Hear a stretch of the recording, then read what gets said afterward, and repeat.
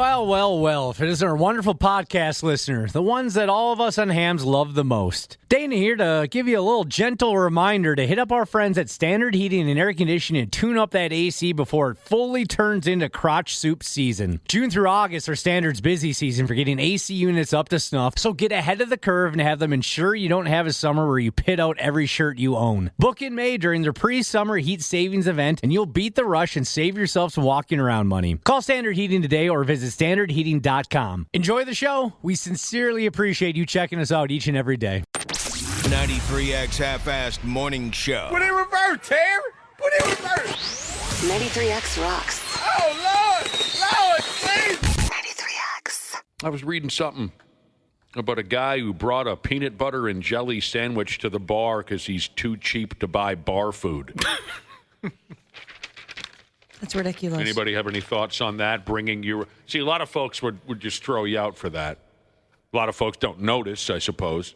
When I say folks, I should restate that. A lot of bars will just throw you out for that. But at the same time, a lot of bars wouldn't even notice, maybe because they're busy, that you're sitting there chomping down a peanut butter. And that's pretty tight to me. That's pretty cheap to bring your own sandwich into the bar. That is cheap. I've seen a couple videos of really healthy people. They're not healthy, or they don't have allergies. They don't have like these gluten allergies or whatever, but they're so healthy and they want to continue to eat good even when they go out to eat.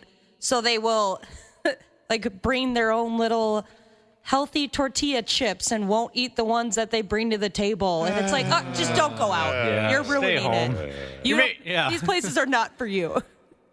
Trying to make the rest of us feel bad? Shut up. Let me eat my unhealthy, greasy tortilla chips. That's the best part. So, no, when the internet isn't arguing about who deserves to celebrate Mother's Day, they were recently arguing over how great of an offense this was to bring your own peanut butter and jelly sandwich to the bar so you don't have to buy the potato skins or whatever they have at the, That's pretty cheap. I do remember some friends of mine in college, they would like bring a flask to the bar to save money. It's like, come on. Especially in college, too. The drinks for like $2. At our last Independence Day booze cruise, I looked over and saw some people, 5-6 people at a table. Each of them busted out a foot-long Jimmy John's sandwich. Respect. And I thought to myself, well, hey, we've got food on the boat. But then my second thought was, that looks pretty good. Yeah. Can I get a bite? Bringing your own flask into the bar. Sure. And like you said, back in those college days, I don't know what it's like anymore. But even when you were going to college, what years were you going to college? Early 2000s? Like 2005, 2009. What was the cheapest? Well, I mean, what was the average cost for you to go out and get drunk? Oh, gosh. $20 max? $20. Mm-hmm. So you still had... it'd be like $2 Long Island iced tea night, and $3 pitchers. Right. Okay. Mm-hmm. Yeah. So, I mean, if you didn't have a 20... maybe you should just stay home. Right. Or just pregame really hard. That too. Yeah, there you go. But I remember, some of this stuff is just so ridiculous. I mean, I was probably, of all my pals during our college years, I had to have been one of the brokest, if that's a word. Does that apply, Josh? Can I call myself the brokest? I know what you mean when you say that. I don't know if that's proper, but I had friends who were just so tight, so cheap. It was just embarrassing. They'd argue, and these kids came from money. They'd argue back and forth over who owed who $5 and just the most ridiculous. I understand we're young, but still, these kids could make a phone call and their parents would give them whatever they wanted, but they would argue over $5. Maybe the most embarrassing thing was a handful of us were drinking at some garbage pile roadhouse bar back in our college years. And two of them thought that a tap beer was too much. Well, that's too much, right? And I bet it was $1. It was insane that they were worried about this. So one grown man, I mean, I know we really are just kids when we're 21, but legally, technically, you are a grown person. One grown man offered or asked the other if they wanted to split a beer. Hey, that beer's too much. Second guy says, yeah, I agree. First guy says, you want to split one with me? That is... And I said, I am not going to sit here while you two guys split $1 or whatever it was. Mm-hmm. I'm not going to watch you split a beer. I will go sit somewhere else. Come on. 1 bottle of Coors Light and 2 glasses, please. Right. 2 straws. 2 straws. Oh. So there you go. Bringing a PB&J to the bar. Should you be thrown out, or should it be accepted because of how expensive? I mean, you can bring food into a Twins game. You know, they don't get pissy at all about that. They say, go ahead. Certain foods, isn't there a limit on that? I mean, can you bring in a pizza, bring in a burger, I've never looked at so. I thought it was just things like peanuts and popcorn. But I thought you could bring in sandwiches and stuff like that. I don't know. I've certainly seen it there. I don't know. I guess that makes more sense because you're not going there for the food. But for the most part, when you go to restaurants or bars, that's the whole point of you. You're going there. That's their business model. Yeah, stay home. Well, at a bar, though, you're going to socialize with people. You know, I don't know. It's tough to judge somebody without knowing all the details. I've been in that spot where it's like all your friends want to go do this, and you don't have $1 to do it. So Oh yeah, I've definitely been there, but then I usually just say no. But you can only say no so many times. You know, I mean, that's how, when I first started here, that's kind of how it was. Everybody wanted to go to the bar all the time, or everybody or a strip club really is what it was. I'm like, I can't even afford to get in there. You know, it was, if you're in a tough spot, you're in a tough spot. And something else, I know people who bring food to restaurants and they are embarrassed by it, but they have so many allergies, they have to. You know, certain things they can and can't eat. Really? Allergies. Yeah, That sucks. It's stressful. It's stressful for people. I mean, a buddy of mine's wife's like that, and they get invited to stuff, and she wants to socialize, and doesn't want to be like the person that has to have a special meal, but she has to because of these allergies. Yeah, that makes more sense. Well, I don't know a damn thing about allergies. I hear terrible things. One of my pals was always very embarrassed when he was a kid. His folks, well, specifically his dad, tighter than a drum. One of the cheapest some bitches that's ever lived. When this pal of mine, when he was little, what a thrill every summer, of course, it was for all of us when our folks would take us. Well, my folks never took us, but an uncle would take us to Valley Fair. Right? And part of the thrill as a kid, other than the rides, was to just windmill candy and popcorn and peanuts into your yap all day at a location like a fun park like Valley Fair. But this pal of mine, oh, no, his dad, no, we're not going to be spending that kind of money to get you kids slices of pizza and burgers and candy and popcorn at Valley. No, we're bringing our meal in a picnic basket, and we're going to go over to the picnic area, and that's what we're going to have for lunch when we take you kids to Valley. And my buddy was always just, come on, man. One day I can't eat pepperoni pizza and Skittles all day long. You're going to take us away from the fun park for an hour and a half so we can sit in the picnic area with... Oh, that was my parents growing up. Whenever we went to Valley Fair or water parks that had concession stands, we would always... My mom would always pack sandwiches and chips and stuff like that. Can't I just get one funnel cake? I hated that too. We if we went to something like that, same deal. Yep. Mm-hmm.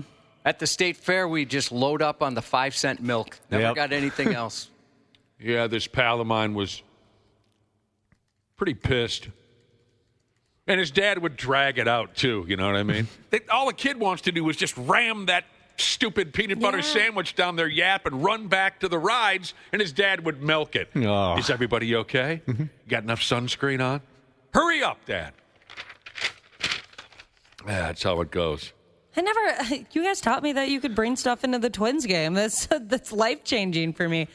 Well, like I said, I knew there were some things. It's not anything that I, frequently read up on, but I knew there were some items you could bring into the ballpark. Yeah, it says on their website that it just has to be food in a gallon-sized freezer bag or smaller. So it doesn't really say what kind of food.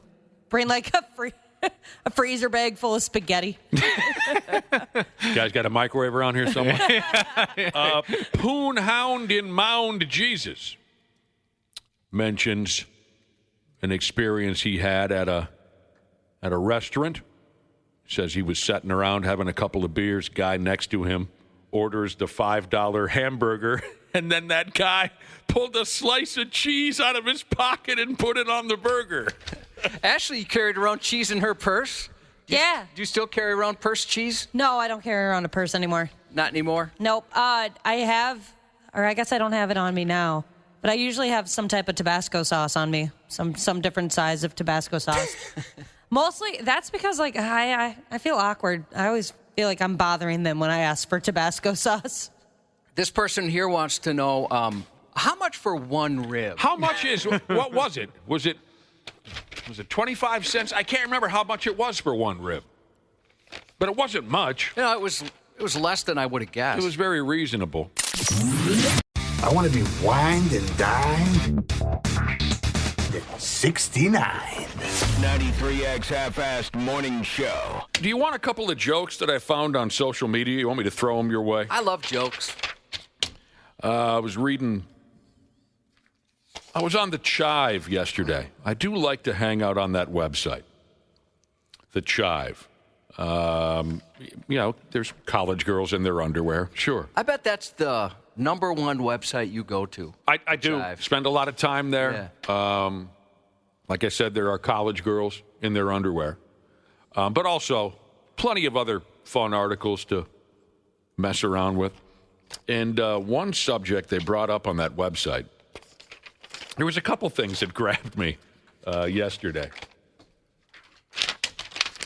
Number one was a conversation topic. If you have just 10 seconds to ruin a first date, what would you say? You have just 10 seconds to ruin a first date. What would you say? And then folks who hang out at the Chive left their comments, left their ideas, how to ruin a first date in 10 seconds. There were one that really cracked me up. I wanted to share it with you. Okay, if you have 10 seconds to ruin a first date, what would you say? One chiver, I think is how they put it, answered this way. You say to your first date, how many meters away would you say that school is?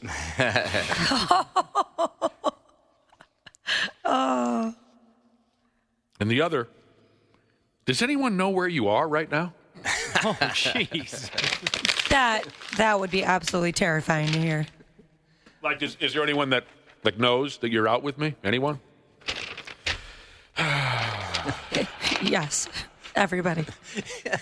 Does anybody that would miss you by any chance?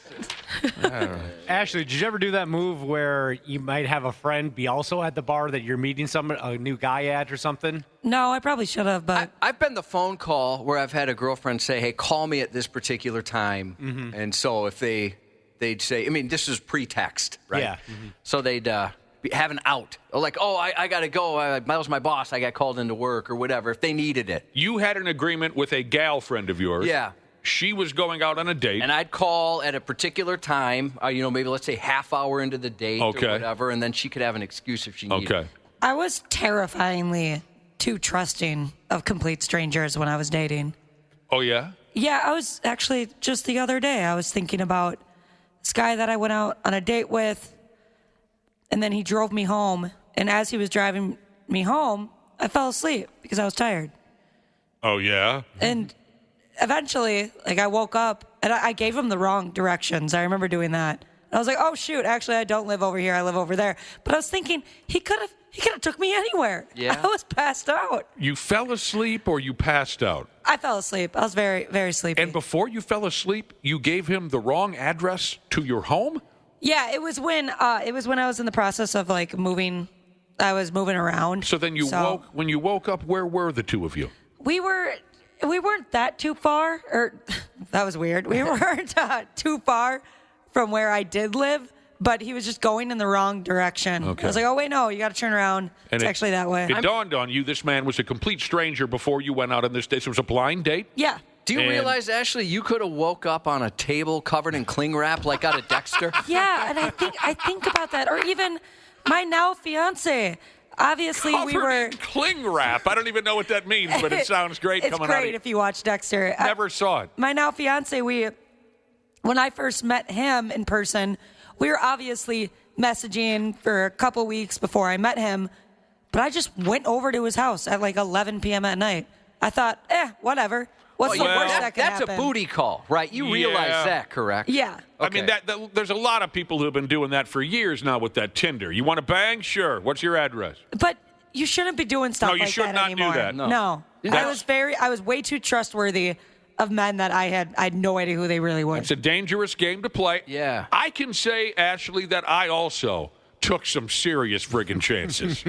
Serious chances. Not only with one-night stands, but blind dates. And I had a couple of blind dates where they were probably capable of murder. Really freaked me out a couple of times. So Josh also falls in love with strangers, but in a different way. Yeah, a lot different. I was going to say, if you wanted to ruin a first date, maybe you propose. Oh, God. After an hour, this is going so well. Some people might like that. Dana and Ashley, you guys were recently single. Dana, you probably will be soon again. Of course. Do they?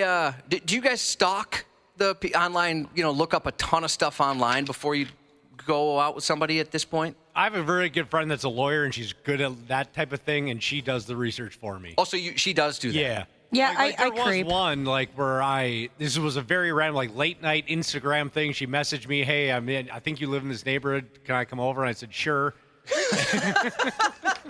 And you had no idea who it was? No, I looked at her photo. She was cute. She came over. It was great. But then the next day, I had my friend look her up, and she goes, "Yeah, she's got a prior domestics and DUIs. You should probably steer clear of this one." Okay, so that answers my second question. Domestic incidents. Yes. Uh-oh. I was going to ask if you guys ever found something where you thought, "Oh, that was a close one." Mm-hmm. Yeah. What about you, Ashley? I never found anything, but I would creep quite a bit to the point where I probably ruined a couple of the first date questions. Because you already know the answer? Yeah, I already know your mom's name. Yeah, I know where you went to middle school. You have 3 sisters? All right, not news to me. After my fiance and I went on our first date, I had my friend look her up. I go, "Hey, the date went really well. I really like her. Do your research." And she comes back. She goes, "Bad news, Dana." And I go, "What?" And she goes, "She's too clean. There's got to be something behind it. She's too clean. Not even a parking ticket, Dana. Man. She's too clean. There's got to be something behind this." I had one encounter. That's the word I'm going to use, where it's not really a date, it's just an encounter.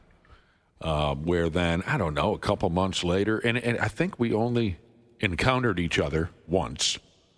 A couple months later, her ex-boyfriend was in the papers for some violence. No. Yeah, made the paper. So it's bad. And I thought, maybe I'll stay away from this one. If this is the way her ex-boyfriend behaves, he's in the friggin' paper for choking folks out or whatever the hell he did, maybe I stay away from this one. But there was the other, that was an encounter. Back to blind dates.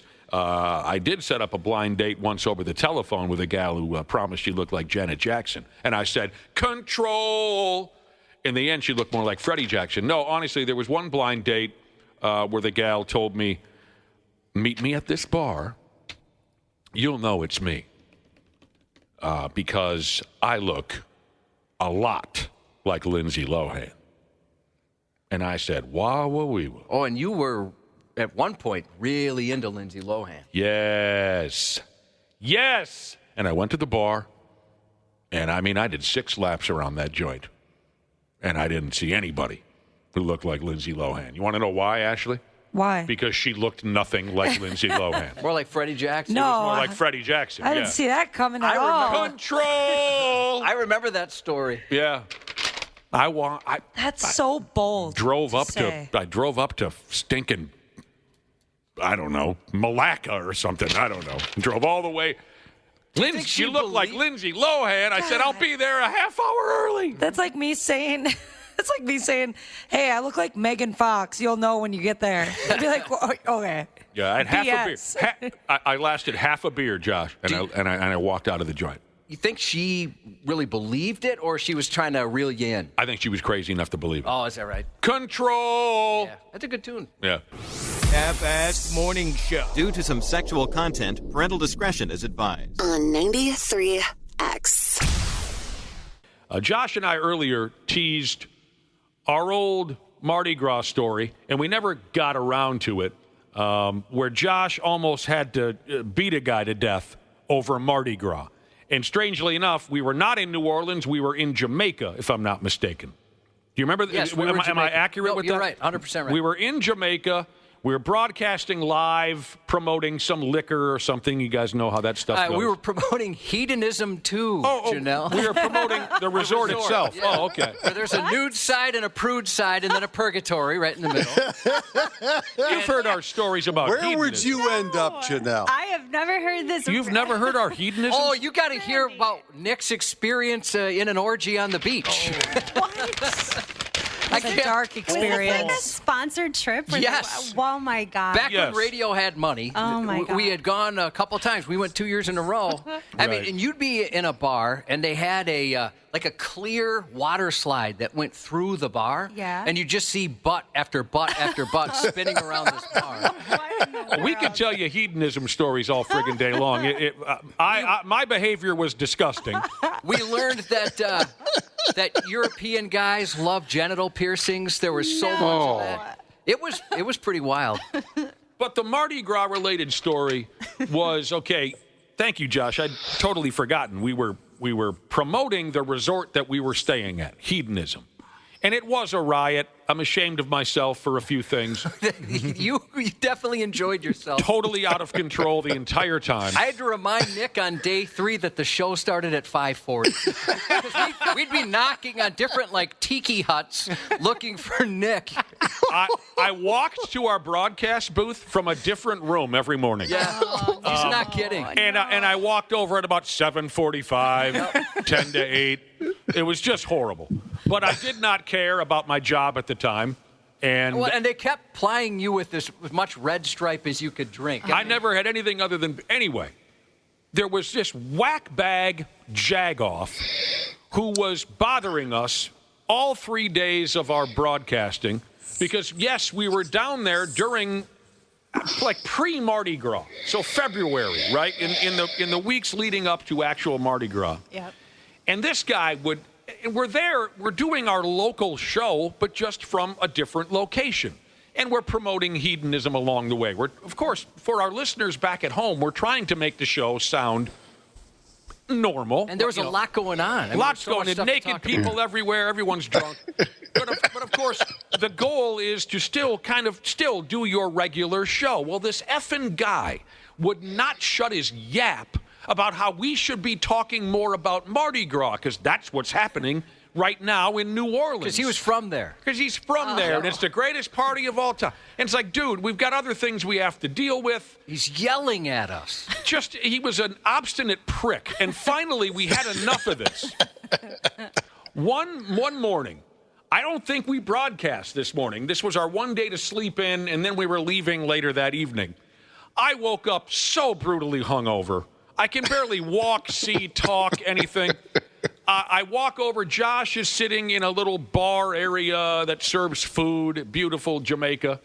And that's Josh and this prick bag sitting a few tables apart. And he's already engaging with Josh for the 1,000th time, telling us what a waste our broadcast was because we didn't mention friggin' Mardi Gras. I sit down. I order something to eat because I'm about ready to die. It's the first time I think you ate in 4 days. I ordered myself a cheeseburger, and I'm sitting there with Josh, and I'm fresh out of bed. I'm still trying to get my wits about me. And this guy starts up again, and finally Josh friggin' snapped, and he had every right to do so. Josh is, do you realize we're broadcasting to Minneapolis, St. Paul, nobody in that town gives an F about your stupid Mardi Gras. And then the guy stands up, and he's like, why don't you come over here? And I get my cheeseburger. My cheeseburger's I had just bitten into my cheeseburger when the two of them shoot out of their chairs to fight. Oh, no. I try to swallow what is in my mouth, but my mouth is so dry and just and I begin to choke on this cheeseburger. So I want to help Cubby kill this guy, but at the same time, I'm kind of wondering, should I alert Josh to the fact that I am suffocating with a cheeseburger lodged in my trachea at this point? And so I stand up too, and I'm turning blue. And I finally just get that cheeseburger down, and then I shout, get him, Josh, kill him. But the security kind of got between, God, I wish you would have killed that man. Well, and that was like when I was in the shape of my life, too. But I've only really blown up 5 times, and he's one of those. But I also, like, the times I've blown up, I immediately realize how ridiculous it is and calm down right away. So I basically had to tell the guy, I'm like, oh, hold on a second. My buddy's struggling over here. We'll get back to this in a second. Checking on him. And, it just kind of went away. I mean, honestly, this guy was relentless for days on end. We couldn't deal with it anymore. Here was the good news, Josh. If you would have choked this guy to death and then consumed his organs... It is hedonism, after all. Yes, in front of everybody, people still would have said, boy, Nick acted like a real jackass in hedonism. The story would have been swept under the rug because I was such a friggin' animal down there. Would you like to share the... No. Well, I'll just tell you this. This could be hearsay, but there's a gentleman. Which story? Go ahead. The story. Let me hear this hearsay. Maybe you've never heard this story before. Yeah. But there was a guy, I knew him, I worked with him. He's my best friend. I love him. He's the godfather of my son. Mm-hmm. Could be anybody I'm talking about. And I hear this the next day. He goes to the nude side, which, by the way, so here's the rule. The nude side, if you show up in Bermuda shorts or something like that, you are enemy number 1. They kick you out. But the nude side, people could come to the prude side, no big deal. Like, that wasn't a problem. Yeah. Even though they tried to keep them separate. So he's over in the nude side, and there's an orgy. Apparently, there's one every night. And this guy, if I'm remembering right, said you could see it outside of his hotel room window in the evenings. He shows up. His body is in action mode, if you follow me. There's another guy in that same condition. They've been drinking a lot. You know, the sand, it's uneven ground, and they fell onto each other. And their anatomy connected. Oh, my God. Boys. Have you ever heard that story, Nick? I've heard that one. I've heard it said there was a head-on collision on the beach. There were no survivors. It was very pokey. Oh, my God. Yep. Tough to apologize for such a thing. But you had mentioned in the story you heard about whoever this was that both guys were very forgiving and apologetic and... You know, what is it? Like in a car accident, one person is at fault? Yes. I was at fault.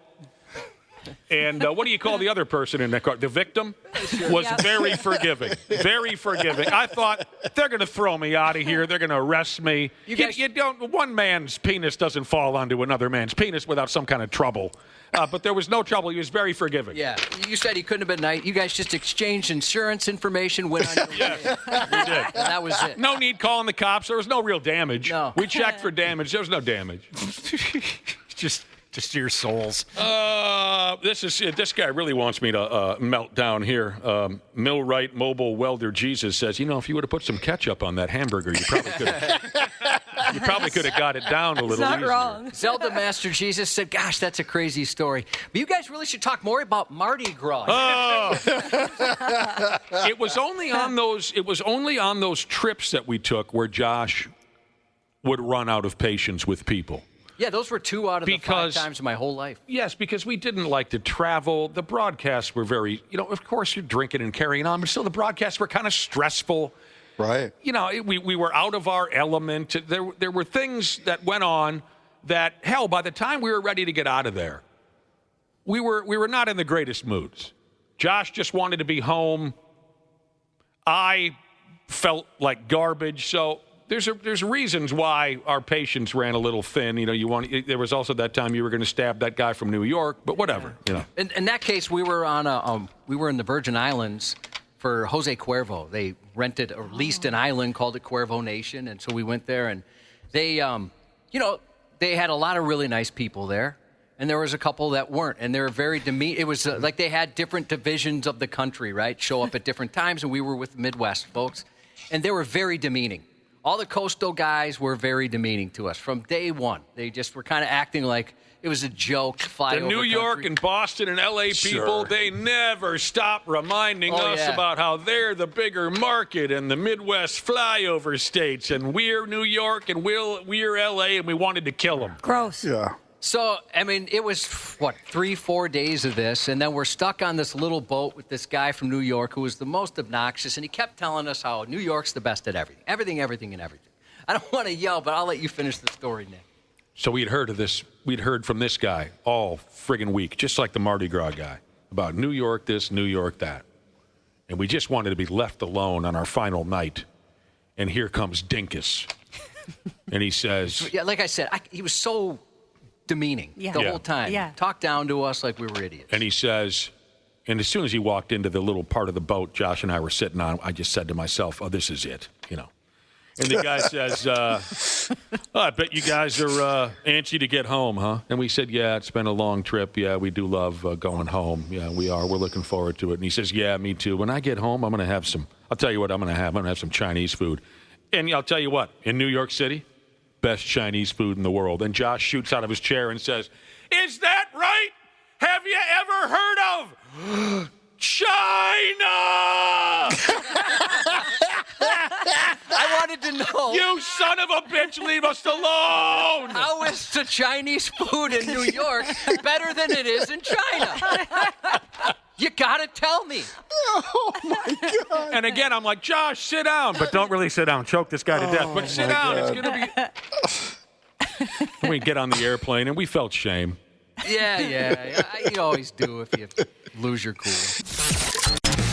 93X Half-Assed Morning Show. Well, if it isn't our wonderful podcast listener, the ones that all of us on hams love the most. Dana here to give you a little gentle reminder to hit up our friends at Standard Heating and Air Conditioning and tune up that AC before it fully turns into crotch soup season. June through August are Standard's busy season for getting AC units up to snuff, so get ahead of the curve and have them ensure you don't have a summer where you pit out every shirt you own. Book in May during their pre-summer heat savings event, and you'll beat the rush and save yourself some walking around money. Call Standard Heating today or visit standardheating.com. Enjoy the show. We sincerely appreciate you checking us out each and every day. Looking for a degree program that rewards you for what you already know? At WGU, all of our bachelor's and master's programs are competency-based, allowing you to progress at your own pace. Washingtonians know how valuable time and money are, and so do we. At WGU, your hard work and experience can help you finish your degree faster and for less. Join a community of driven professionals from across the DMV who are unlocking new career opportunities today. See how your knowledge can give you an edge at wgu.edu.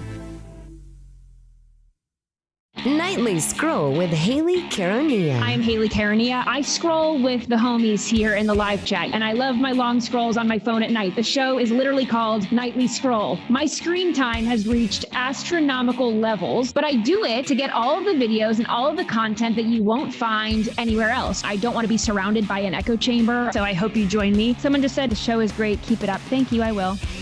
Nightly Scroll with Haley Caronia. Follow and listen on your favorite platform. Half-Assed Morning Show. 93X. I met Ashley's future in-laws. What'd you think? I went out to Ashley's bar gig. Despite the storm, her gig was in my neighborhood. I met her future in-laws. Let me tell you, troubled people. Yeah, right. If I had to predict, that's what I'd say. The truth is, they're two of the nicest folks I've ever met. They really are. You got lucky. I know. I really did. Because a lot of people marry into maniac families and their in-laws are a walking disaster. Yeah, I struck gold. If your in-laws are a horror show, text us, 651-989-9393, and tell us what it's like. We've covered this type of thing before, of course, but I can't remember any of the stories. Text us and tell us real quick about your whack bag in-laws so Ashley can appreciate what she's found herself even more than she already does. I was kind of questioning your relationship, Ashley, with your fiance, who I hate. I'm just kidding, I love him, but Understandable. And then I met his parents. We were out I think it was before the boat cruise, and I was like, okay, I get it now. You're not marrying him. You're marrying into that family because they're great people. Very nice. So couple. I'm the only one that hasn't met him yet. That's right. Are they not looking forward to meeting me? Is that it? Oh, no, they are very much looking forward to meeting you. I can't wait. I can't wait. But you didn't mean not to, Jesus, said the lady that texted in about her lineman husband who's been out all night. Yeah. He's got a rough one ahead of him. Said that wasn't a shout-out she gave. It was secret code for her side piece to come over. I would love to be a part of that. Wouldn't that be something? Absolute genius. Yeah, we weren't meant to be together all the time. You gotta have some time to yourself, or you climb the walls. You end up climbing the walls. Yeah, quite a few. Domestic violence. Just so you know, if you're out working right now, a lot of people are thanking you. We're getting a lot for the garbage men, the linemen, for the people that are out there plowing. Yeah, go ahead and plow your brains out. Yeah, I saw the plow guys when I got here. Did you see any of the plow guys? The plow guys had not arrived They yet. had it. Yeah. The plow guys were here when you got here. When I pulled in, they're creating quite a sledding hill for the young kids in the neighborhood. I saw them out there. They seemed to be in good spirits. They waved, they nodded, everything. Oh, yeah. All you folks out there trying to make things easier for us despite the killer snowstorm, word life. Yeah, those guys are great. And I think I told you before where sometimes they've been working when I got here, and I feel terrible parking in an area. I have to ask them, where would you like me to park? Yeah, where do I go? And they could not have been more nice. Like, dude, just park where you got to park. We'll figure it out. But I thought, I don't want to ruin their day. Somebody I had mentioned earlier, there was this car in Kasota, which is just kind of down the road from us, that was absolutely destroyed the other day. And I was wondering, how fast would somebody have to go to do that to a car? And especially in that area, if you know it, that's tough to get a speed up there when you're coming out of that turn. Right. On a journey, Jesus said he drove by the car, too, and figured maybe a semi caught it with its trailer. That makes sense. I mean, there's a lot of semis going in and out of there. A lot of truck traffic comes through this here neighborhood. Sure, okay, that's got to be it. All right, in-laws. A few texts have come in. Again, Ashley, not that you're unaware of how lucky you have it with your fiance's folks, but just a reminder. Here's a listener that says, my in-laws are drunks and meth heads. My in-laws are like an unaired episode of the Jerry Springer Show. Another listener said, my in-laws are like an unaired episode of the Jerry Springer Show. Another listener goes ahead with this. My mother-in-law brought a 6-pack of beer to our baby shower. It was supposed to be a dry event. Oh, my God. It's just a sixer. Come on now. And then she made a big deal at the party when she couldn't find it. Where's my 6-pack? No. Somebody texted and said, my in-law didn't believe I was allergic to chocolate and put melted chocolate in my soup. They blew up like a balloon. What? That's insane. You can kill somebody with that kind of thing. That's attempted murder. That's crazy. I lucked out. My mother-in-law is wonderful. I remember when my wife said her father had passed away, I thought, oh no, I don't have to meet a dad. I can't imagine. Your fiance is a brave guy, Ashley. I mean, you've got all those brothers. Your dad is one of the more intimidating people I've ever met. I can't imagine the first time meeting some of those folks. Actually, the first time that he had to come and meet my parents, he was with one of his buddies beforehand. They were having a couple of beers. I think they ended up having a lot of beers. And so when he met them, his face was like bright red because of him being slightly intoxicated, and he showed up late. And I thought, what? Like, why would you do that? Like, there's a set time. My parents are hungry at this point. It's been like an hour past when they were supposed to eat. And then I came to realize, all right, I would be terrified too. I get it.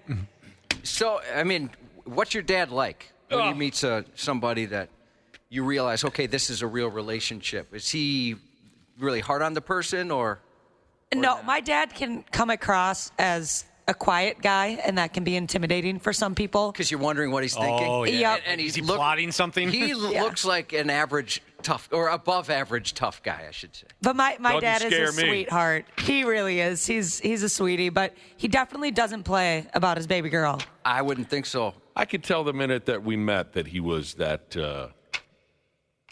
kind of a little rough on the outside, but deep down a nice feller. I could tell that the minute that we met. One of the more powerful handshakes I've ever received. Yes. Yeah, I love Dad's when got a vice grip. I love when he tells me stories about when he was younger because he sounds a lot scarier. He was a bouncer for a number of years, and some of the stories he tells me, I'm like, Father, Yeah. how Dad's could you kicked some do asses that? in his day. Oh, yeah. definitely. Your dad could star in Sons of Anarchy. He got in a fight with a broken leg once and won. Like, that man's scary. Oh, I could beat up a broken leg. I could beat up 2 broken legs. Yeah. Shout out Josh, did to you just say a minute ago that when you found out your future wife's father was dead, you were pleased to hear that news? I'm just kidding.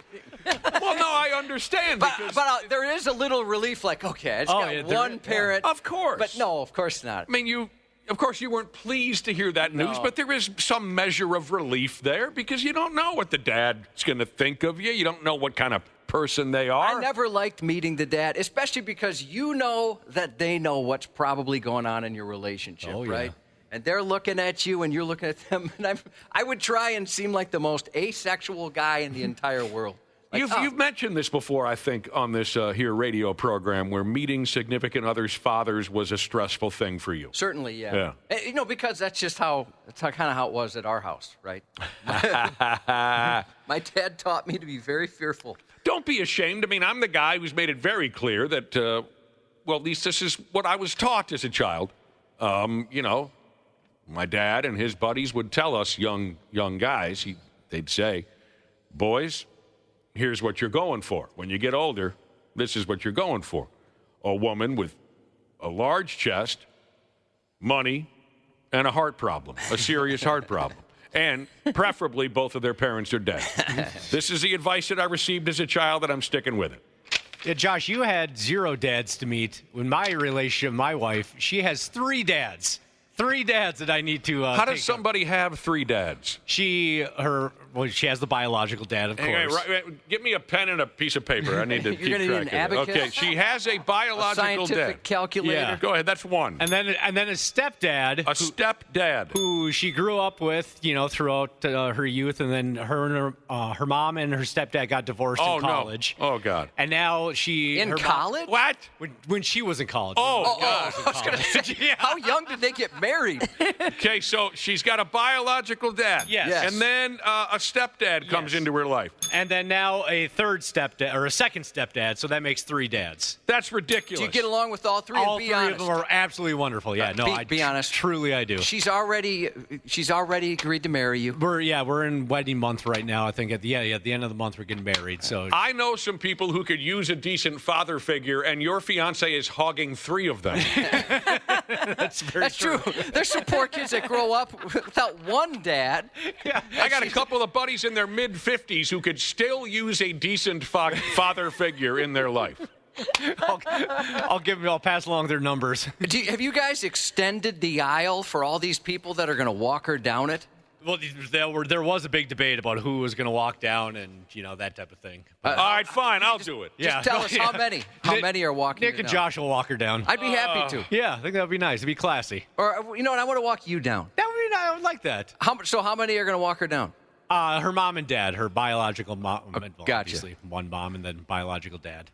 Let's see. More shout-outs coming in for the plow drivers. This person wants to shout out the City of Eagan plow drivers. Going to be a long day, they say. Yeah. A lot of folks texted That's my in. town now. What about what? That's my town now. I appreciate that. I don't know how you can live in Eagan. You know what? I don't get it. So far. I just don't get it. It's not.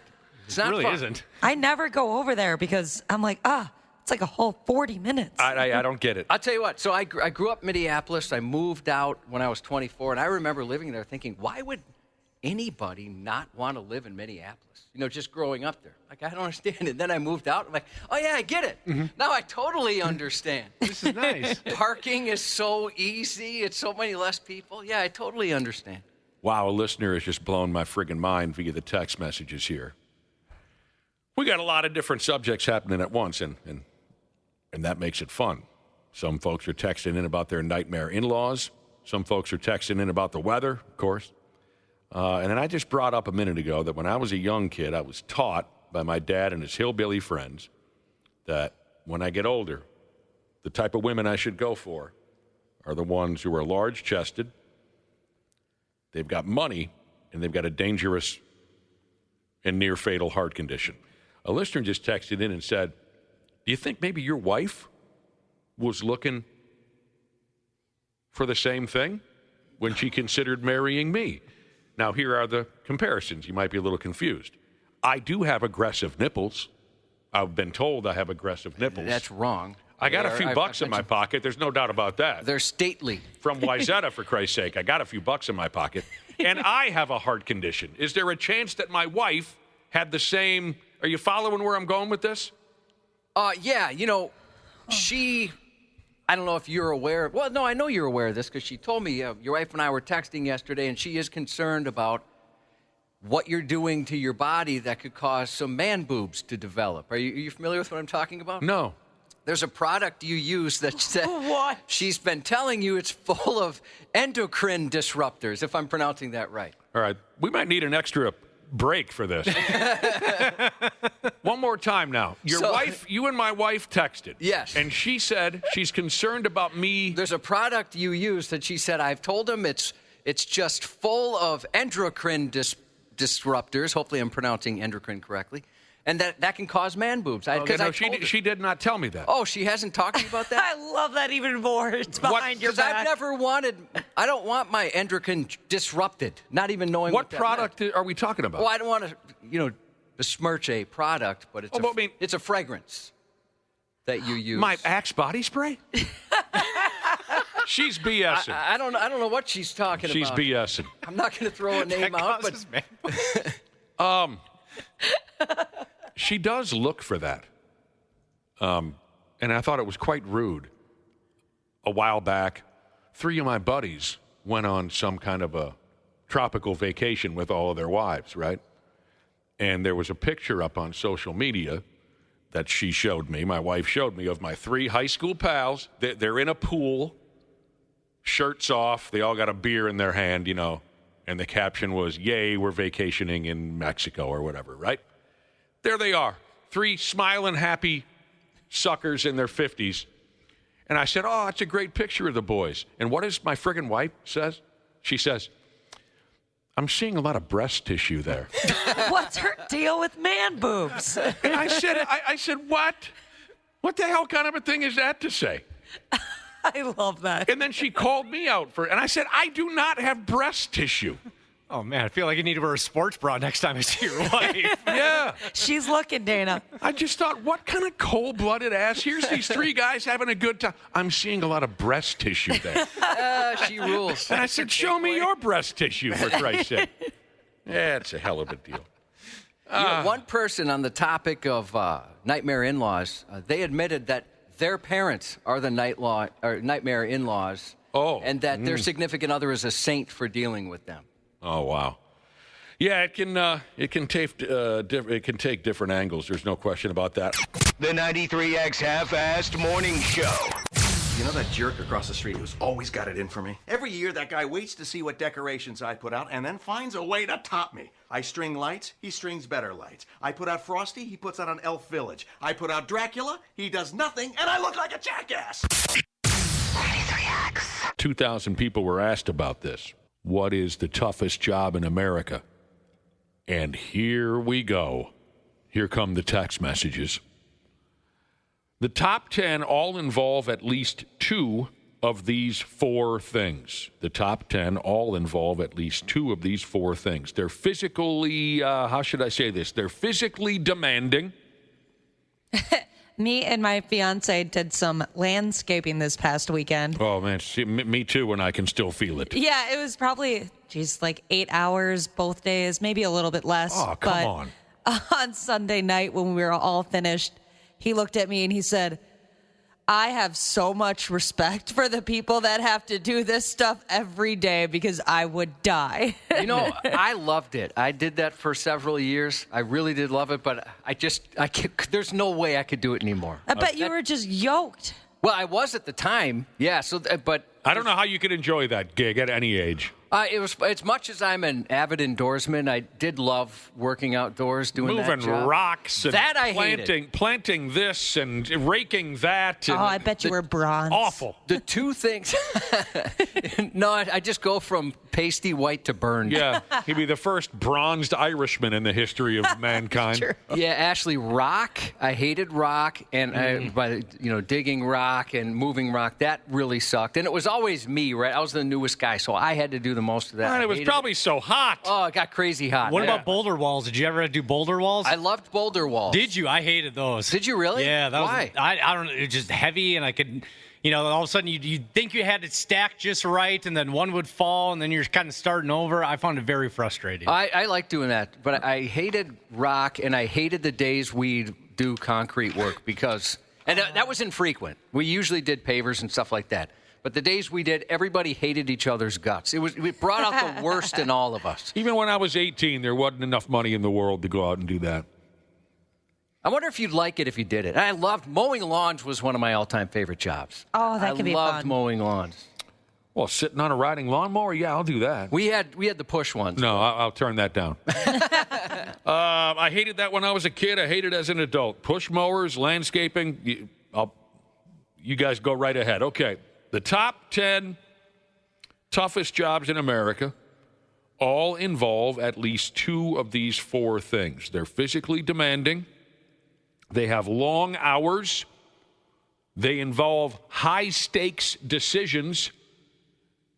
And it says here there's an element of danger. What the hell is danger? I think that's pronounced danger. Oh, fair enough. A soft G. Yeah.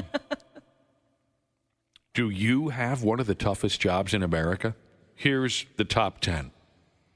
And here's your chance to be a total dick all day to everyone you encounter if your gig makes this list. Because you're tough, and you can tell people.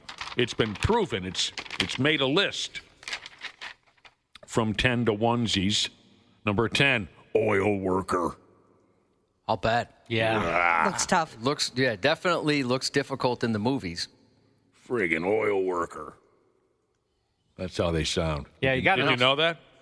You do got to respect oil workers because they did save the world in the movie Armageddon. Stop it. Please, stop. If you like oil workers, and why wouldn't you, check out Landman on Paramount Plus. Yeah. That's one of my favorite shows. Man, I rooted for that friggin' asteroid during that movie. I wanted that asteroid to crush every one of those pricks. Documentary, sorry. Armageddon was a documentary, right? True story, yeah. Number 9 on the toughest jobs in America list, air traffic controller. Josh, I would fold like a lawn chair. That I can't imagine the stress. I know my wife, one of her best friends, she's now retired, but she was an air traffic controller. And that job sounded very stressful. I'd have those long airplanes. hours. I'd have those airplanes playing bumper planes in no time. Right. if you gave me the gig of air traffic controller. Well, it sounds like you could work in the D.C. area lately, if that's the case. Are there problems over there? There's a lot of problems over there. I don't like the sounds of that. Number 8, the 8th toughest gig is a farmer. 7, astronaut. Oh, what's stressful about that? Oh, yeah, all you do is you get in front of a green screen and pretend you're in space, right? Pretend you're on the moon. Stop it. 6 is paramedic. For sure. 5, cap. 4, doctor. 3, military. 2, construction worker. And according to a recent poll, the toughest job in America is firefighter. So almost all of the village people are represented in this top 10. Underwater welding should be on that list. Underwater welding. Yeah, I've heard. I've never even heard of it. I think that's one of the most dangerous jobs you can do. But you do get paid pretty decently for risking your life like that. Is there a big calling for that?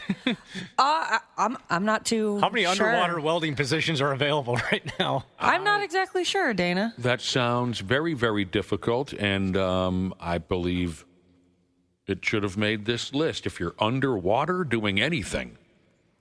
I just watched a movie that was based off of that, and it was really good. It was based off of a true story of an underwater welder that went down there, and he You mean like down under the water? Yeah, he got knocked unconscious or something like that. He ran out of air. Is that the one with Woody from Cheers? Yeah, that is such a good movie. I highly recommend it. What did he do? He went underwater, he ran out of air, and that's the end of the movie?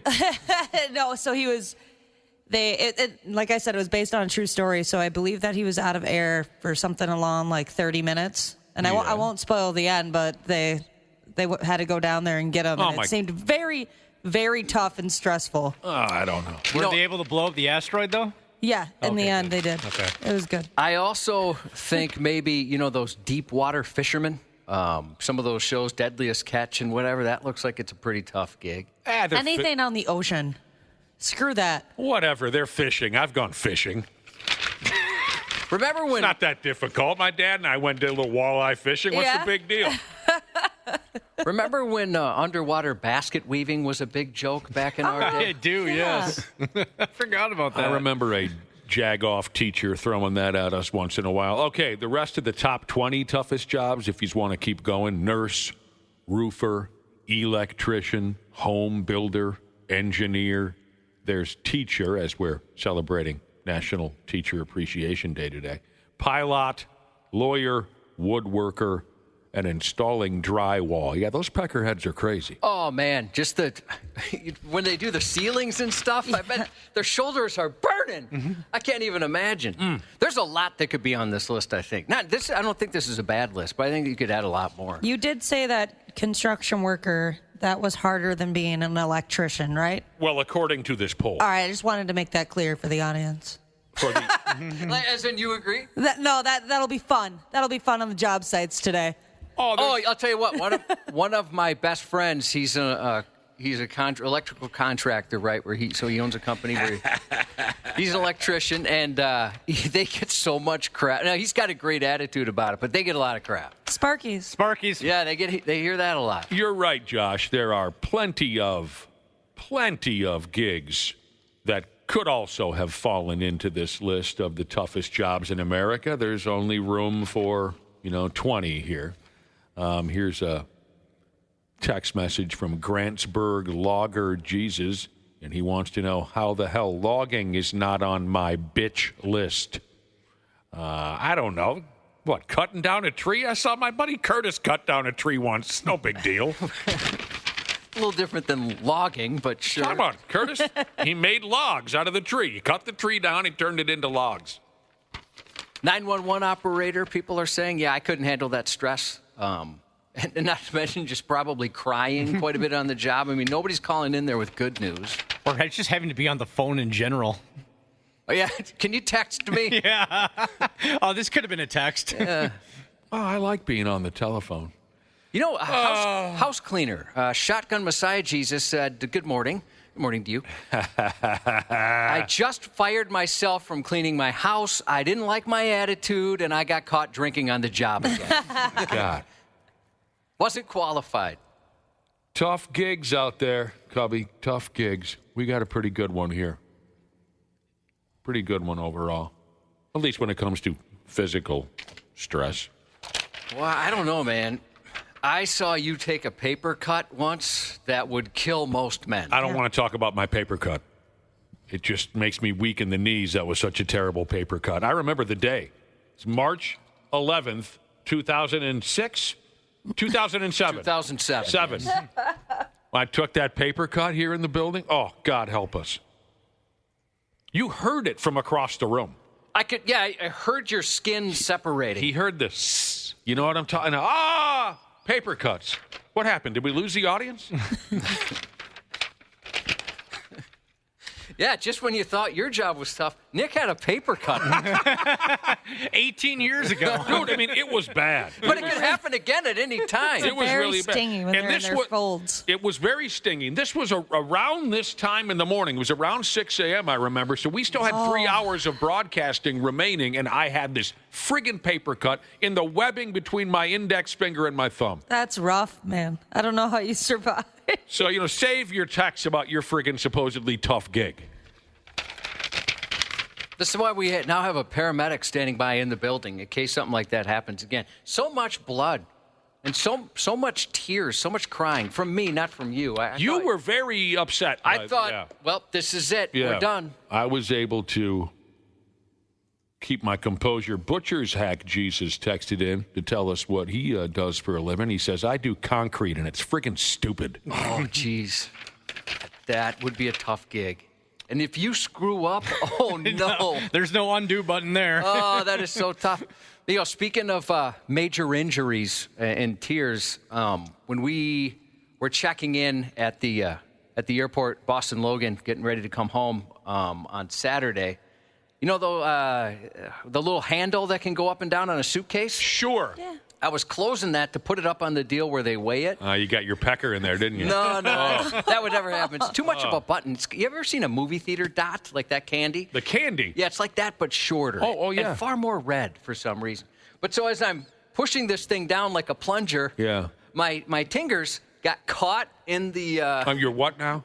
My man fingers. Yes. Got caught and pinched so hard. Ouch. I was doing everything I could not to cry in front of the security lady. I've done that. That does hurt really bad. I didn't even know that could. I don't travel enough to know that can happen. Oh that my God, me that cringe hurt. thinking about it. Did you do the Peter Griffin?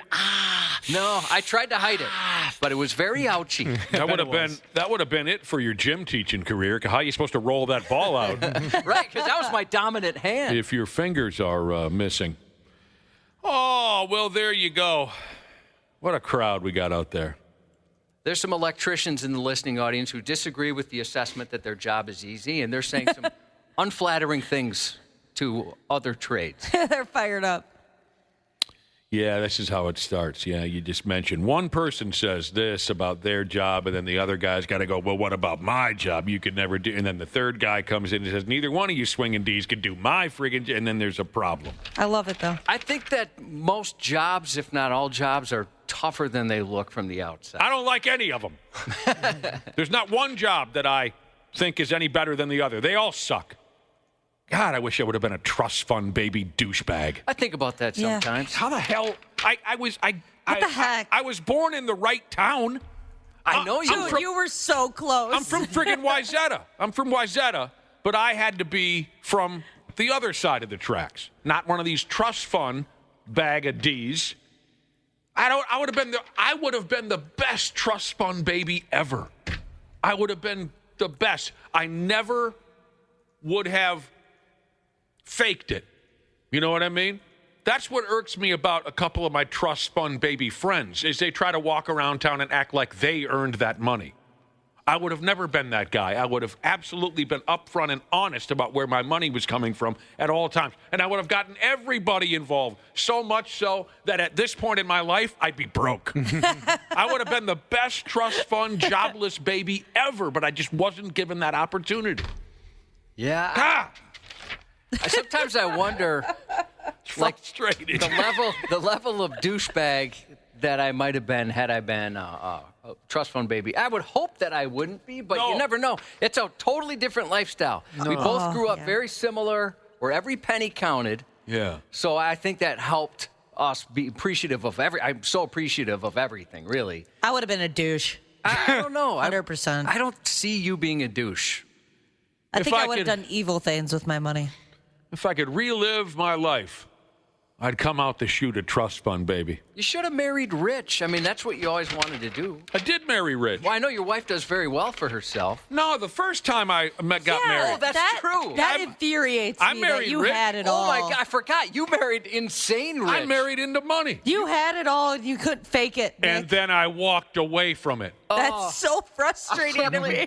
You know, okay, this is why I forgot. Yeah, the new wife's got a few bucks in Yeah, her. she's very successful. She's doing all right. She has earned it herself, Yeah. I imagine. She seems like the type that earned it herself. She has earned it, every damn dime of it. But your first wife, Yeah. I forget, if you didn't tell me that, I would never know, because she didn't grow up a douchebag. She was very funny, very cool. I would never know she was loaded. I walked away from it. You did. Because private planes, nice cars, Super Bowls, big vacations, celebrities. Yeah, what the heck? Well, no, hang on. I'm trying to think of the reason why I walked away. Might have to take a commercial break. I can't remember. Oh, no. Second thoughts. It was a long time ago, Cubby. Yeah, I forget you were married once before. Oh, God. It was a long time ago. All right, we got to get going again. Wonderful. Oh, isn't it supposed to be around 85 degrees today or something horrible like that? I'm going to get a blow-up pool today. Are you really? Yep. That's hilarious. That's beautiful. I wanted one of those above-ground ones that kind of have like the hard sides, but I just can't justify spending more than $100 on a pool. I'll tell you what, I have a friend that has one. I was shocked how much it was. And it's a lot of maintenance. Yeah, that part sounds awful, too. You have to get like a pump and a net and stuff. And that's doing too much for me. I got a pump. Oh, wait a minute. For a pool? Yeah. Yeah, don't worry about it. You're going to get a blow-up pool today, and you're going to sit it in your backyard. Yep. And you're going to fill it with ice-cold water from your outdoor faucet. Yep. And then what? I think I'm going to get one of those bed floaties. Oh, you that don't want will take up most of the room. I was going to say. So I'm like, half in the water, half Remember out. when we were kids and, you'd fill up a kiddie pool or whatever, or you'd squirt each other with the garden hose? And like, oh, my God, that's cold. It's like a shock. It's so brutal. So I bet you there's no way you're actually going to sit in that water. You're going to have to let it sit for about 2 days to warm up. I know. I should have planned ahead. The 93X Half-Assed Morning Show. Well, if it isn't our wonderful podcast listeners, the ones that all of us on hams love the most. Dana here to give you a little gentle reminder to hit up our friends at Standard Heating and Air Conditioning and tune up that AC before it fully turns into crotch soup season. June through August are Standard's busy season for getting AC units up to snuff, so get ahead of the curve and have them ensure you don't have a summer where you pit out every shirt you own. Book in May during their pre-summer heat savings event, and you'll beat the rush and save yourself some walking around money. Call Standard Heating today or visit standardheating.com. Enjoy the show. We sincerely appreciate you checking us out each and every day. Looking for a degree program that rewards you for what you already know? At WGU, all of our bachelor's and master's programs are competency-based, allowing you to progress at your own pace. Washingtonians know how valuable time and money are, and so do we. At WGU, your hard work and experience can help you finish your degree faster and for less. Join a community of driven professionals from across the DMV who are unlocking new career opportunities today. See how your knowledge can give you an edge at wgu.edu.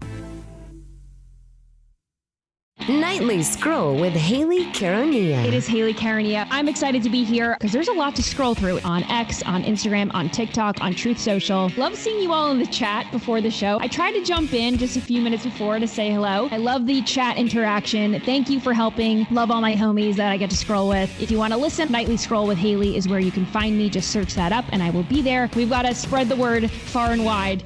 Nightly Scroll with Haley Carania. Follow and listen on your favorite platform. Half-Assed Morning Show. 93X. Is this for real? This is supposedly, and we've always had a lot of fun conversation on this radio show and discussing how friggin' mental some parents can be at their kids' sporting events. Is this for real? These are supposedly real, true, unhinged things parents have hollered at a kid's sporting event. Yeah, this is legit. All right. Parents are crazy. I love it. I can't wait to be this parent. I've heard a few things. One very, very disturbing where other parents had to ask this guy to leave. Yeah. Oh, that level. Yeah, it was bad. Uh-oh. Can you share with us what the parent was saying? Yeah, so my my oldest son, this was a hockey tournament, and I want to say he was probably 7 or 8. And there was a guy who he was very, very, very aggressive. And, he was always loud. Everybody knew him. He was loud, and he was kind of a jerk. And there was one time we're standing by what would be the away team's net. And so, one of the other players goes down, and he's telling his kid to stomp on him with his skate. And he wasn't joking. He's, like, yelling at him. And all these parents are like, dude, these are 7 and 8. What are you talking about? Kill the bastard. Yeah, they're not even checking. It's like they're out there doing their thing, and he's trying to essentially eviscerate this young person right there on the ice. It was terrible. And many, many years later now, so again, 7 or 8, my oldest was, and then we're at a high school game, maybe his senior year, so he's about 18. And I sat next to this guy, and I told my wife afterwards, I'm like, wow, that was a real fun conversation. I wish I would have met him sooner. And she said, you did. That's the guy back in the day that wanted his son to kill another kid. Oh, I'm surprised his kid is still playing sports. Well, I think what happened is his son didn't go as far as he expected him to, or he wasn't the star he expected, so he was a little humbled. But he was a different guy. He had settled down. Changed, yeah. No longer calling for amputation on the ice. I never would have guessed it was the same. I didn't recognize him. Anyone who played youth sports, or if you've gone to watch your kids play youth sports, you've run into these characters before. Every damn one of us has a story or two, but these supposedly are some of the worst things parents have hollered out during their children's sporting events, starting with one parent who hollered, "Take him out at the knees, Jimmy. I don't care if he's 6." Have you guys noticed a lot of times it's the moms that are more aggressive and certainly more vocal? Yeah, I've noticed that going to my nephew's hockey games when he played in high school, especially it got really bad in high school. It was hard to control myself sometimes when somebody would, I guess, hit him dirty, where they would get a penalty and, they'd like absolutely throw him down. And it was really hard to not be that person that immediately stood up and just said, what the F? Like, what the heck is that? I have not experienced that. When I was growing up, playing youth hockey, youth football, all that stuff, it was always the dads who were complete donkeys. Well, not all of the dads, but if there was a loudmouth, obnoxious a-hole in the building, it was always a dude. Our mothers were very well behaved. So I have not experienced that. So with your godson, it's not so much football, but basketball. It seems some of the moms are really going for it. Okay. You can hear everyone so clearly. That's gym, probably though. a lot of it, yeah. Oh yeah, that echo. I sat next to this lady that I'm like, I can't sit next to her anymore. This is so nuts. Did you feel guilt by association just by sitting next to her? Like, they're going to think I'm with her. Oh, there's no way I could land her. Okay. They'd look at us and go, no, they're not a couple. But yeah, she was very, very loud. So, especially when they're really young kids playing youth basketball. I mean, it's not like there's a big crowd, right? Everyone can hear everything that each other are saying. Okay, so no, I have not noticed the ladies being buck wild, but it's been a long, long time since I was playing youth sports. It was always our dads back in the day. But I do have one mom story for you, and this just cracked me up. A family friend of ours, a gal, very funny gal. Her son was readying himself for his very first hockey practice. So he's a mite. And so we're all hanging out, having this conversation, and this lady that I know, this gal that I know, there she's standing there with her young son, mite-aged son.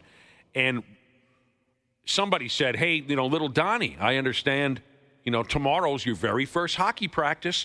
And right away I could tell this kid was nervous about it. He was nervous about it. He was like, yeah, I'm going to go out and play some hockey. So he was nervous. And his mother read the nerves on him as well, and she decided to make it worse. She said something like, yeah, Donnie's going to be skating tomorrow, first hockey practice. He's not the greatest skater just yet. And I said, that's okay, Donnie. You'll get used to it. And you can see how nervous this kid is to even talk about his first hockey practice. And his own mother turns to him and says, you better not fall down on the ice when you're out there for your first hockey practice. You want to know why? And the kid looks up at her and goes, why? And his own mother says, they'll kick your ass. Okay. And the kid just, he looked at all of us as if to say, is she telling the truth? They're going to kick my ass. I thought that was just a friggin' riot. She was just merciless with her own child. I'm fast forwarding about 10 years, and I picture that conversation coming from you, Ashley. Yeah, I love that. Elementary school custodian Jesus said, basketball moms are the worst. We call the cops 2 to 3 times every season to escort some out. Oh, the Wow. cops. I've never seen something where the cops needed to get involved. No, I never experienced that when I played basketball. I've seen parking lot shouting matches, but no cops ever involved. One of my oldest gal friends had the cops called on her a few years ago at the hockey rink because she punched another mom. Anyway. Probably deserved it. No, she didn't. Well, maybe she did. I've heard conflicting stories as to whether the couple of parents are talking about how they've overheard people saying horrible things about their children, and there was one time a member of my family showed up, who doesn't show up very often to some of the games. It was not an expert at all in any sport whatsoever, but was talking trash about a particular player. And I'm saying, can you shut up? Can you stop talking? Can you stop talking? The kid's parent was about 2 feet away from where we were. And they decided that they were the expert all of a sudden, talking all this trash about this kid, who was a great kid, by the way, and he had a bad game. And again, if you would have came to any other game, you would have noticed this wasn't how he usually plays. And again, we're talking about, what, 10, 11, 12-year-old kids? Oh, he was probably even younger, maybe 6 or 7 at this time. That's how you know you're a good adult, when you trash talk 11-year-olds behind their back. Okay, especially since you have no idea. You couldn't talk the game at all. Right. But you're all of a sudden an expert. How about this? See, now, this article is supposedly unhinged things. Sorry, the gas from drinking too much Gatorade. These are supposedly unhinged things parents have said at kids' sporting events. Is this that bad, Josh? You tell me, because I'm not a parent. You tell me. You're embarrassing me. I didn't raise a quitter. Is that bad? Well, when you read what happened for the parent to say that, I think, that's pretty bad. Oh, I missed that. Okay, well, here's the rest of the information. A mom shouted that at her kid for crying after getting hit in the face with a baseball. Yeah, you could probably give the kid. You're right. I did not look at the fine print. Because, really, if my kid just upped and quit out on the ball field out of nowhere, I might say, hey, I didn't raise a quitter. Get your ass back out there. But yeah. I missed the part where a little girl is hit in the face with a baseball. I'm sorry. You know what they'll do if you fall down. No, what? They'll kick your ass. Rip her ponytail off! That was yelled at a children's sporting event. Strong forearm Jesus said he used to pitch. He was a pitcher, and his mom would constantly tell him to throw strikes. Oh. And he said the silence of the crowd once heard me answer, no S. That's funny. Thanks a lot, Mom, for the genius pinpoint advice on what I'm supposed to do. Why didn't any of my coaches teach me that? Right. In a basketball game in middle school, I think it was 7th or 8th grade, our star player was the coach's son. This wasn't a situation, Nick, like you say, where the kid that's coach's kid gets all the preferential treatment. This kid was great, and he had to play every minute of every game, and he was exhausted, and the coach called timeout. His dad called timeout, and he's walking to the bench, and he goes, "Oh, I'm so exhausted," and the dad goes, "That's why I called timeout, dummy." And it was one of those ones where it just echoed through the gym, and it was just dead silent there. All the parents and other players are looking around like, "Oh, this is awkward." I certainly have seen a little bit of preferential treatment from. Oh, for Christ's sake, it was the worst. Actually I've seen more the opposite, where their kid is destroyed. I mean, he's probably because of how it is today, right? Parents aren't going to let you talk trash to their kid, so that's probably a big part of it. But, I mean, all the frustration that's out there on the field is directed right at his kid. I've seen that so many times. Yeah, maybe times have changed. I mean, sure, when I was growing up, there were plenty of coaches who were extra I don't want to say hard on, but I can't come up with anything. Sure, I saw plenty of coaches who were extra strict with their son, but the overwhelming majority, it was the coaches who, big surprise, your kid is the starting quarterback? Yep. That's a huge surprise. Weird, your son is going to be the center on the first line? That's shocking to all of us. There were a few tough ones, but most of them dumped all the preferential treatment on their son. This apparently was said out loud at a ball game. An 8-year-old asked if they could get a snow cone after their baseball game. Can I get a snow cone? And one of the parents said, this is not about fun. This is about winning. Oh, man. When you're 8 and you're playing terrible baseball. I don't want to hear about a snow cone. Losing sight of the main point of things very early.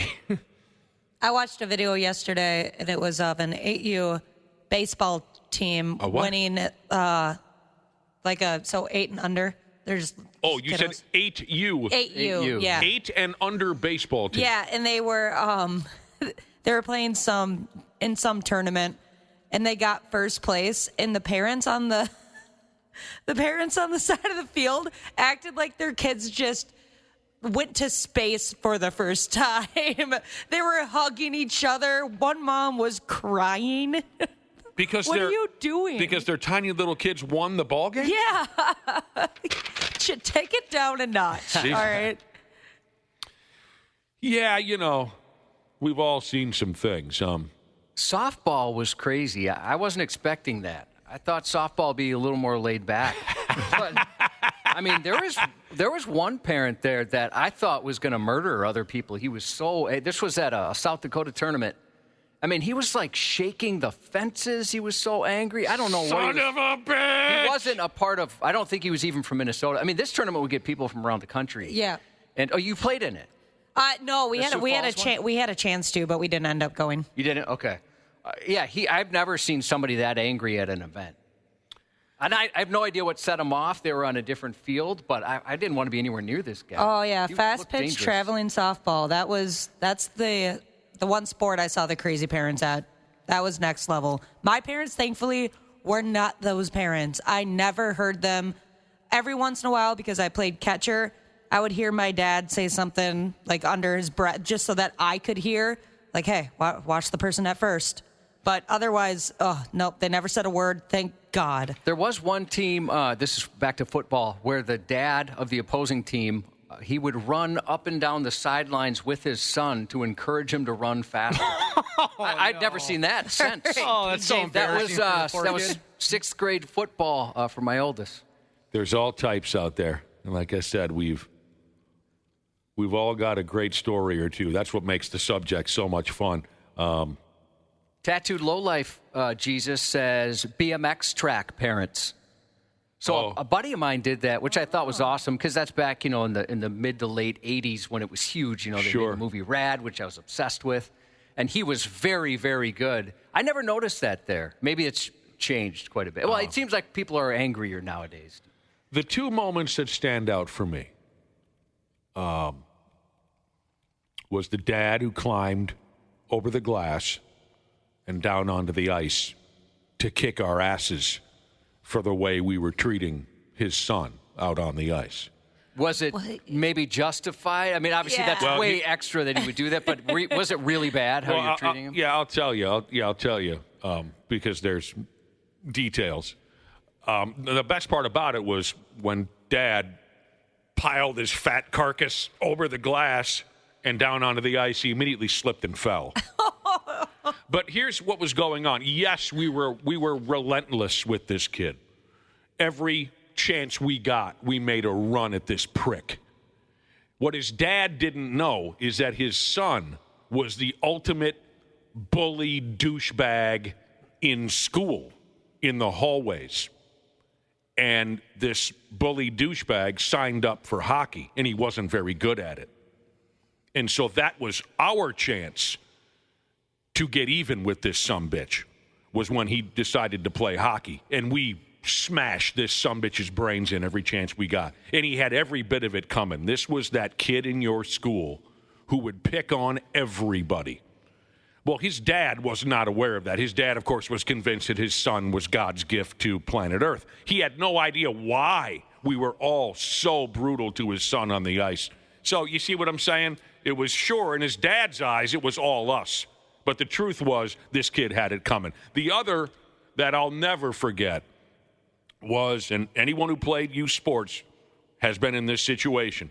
Again, it was a hockey tryout situation, and it was the final day of tryouts where once you get your gear off, you run out the locker room and you go to the bulletin board to see what team you made. Oh, that was always so stressful. It was. And there was one kid that I played with, let's call him Don Rodney. There was a kid that I played with named Don Rodney, and I like Don. And Don, I thought Don was a very good player. Well, one parent was not that sold on Don Rodney being an A-team quality player. So we all pour out of the locker room. We race for the bulletin board to see who made what club, and there's my buddy Don Rodney on the A-team. And a parent of another kid involved in tryouts, he did not care. He walked up to that bulletin board, and he saw Don Rodney on the A-team, and he goes, oh, in front of everybody, kids, parents, everyone. Are you friggin' kidding me? Don Rodney on the friggin' A-team? That kid is terrible. Is this a joke? Don Rodney on the A-team. This is unbelievable. That kid sucks. That's harsh. Couldn't believe it. Don Rodney, not happy. Don Rodney's parents, even less happy. Oh, if I was his parents. Oh, my gosh. And next thing you know, it's an F-U, moms absolutely. and dads F-bombing each other. I just sat there, even though I liked Don and I felt bad for Don, I had the biggest smile on my face. I was saying to myself, this is what makes tryouts worth it right here. Well, the joke was on that original dad who blew up because Don Rodney went on to a very successful NHL career. Yes, you know him today as Wayne Gretzky. But that was so over the top, just classless, but at the same time beautiful. Don Rodney's doing well these days, just for the record. He is. Good. It's good to hear. Glad that didn't traumatize him too much. Oh, and that guy and the dad who did all the shouting, he's still around too. I saw him a few weeks ago. Is he kind of that type of guy, or was that just an abnormal event? Oh, no. He was fiery as all hell on all subjects. Has he chilled out at this point? Well, now he's 85 years old, so yeah. It doesn't necessarily mean he's chilled out. Yeah. Last time I saw him, he's not doing as much screaming and shouting as he used to. When he fell down on the ice, did you guys skate over there and harass him some more, or did you just let it play out? By the way, these are two separate dads we're talking about. Yeah. So the dad who fell on the ice? Yep. Well, I was on the bench when it happened. I just laughed my nuts off. Oh, okay. Yeah. I don't know if anyone taunted. I don't have any memory of any of us taunting that dude's dad. Why are you picking on my kid? You know, he didn't know that his kid was a world-class prick. So there you go. 93X Half-Assed Morning Show. Nice. 93X.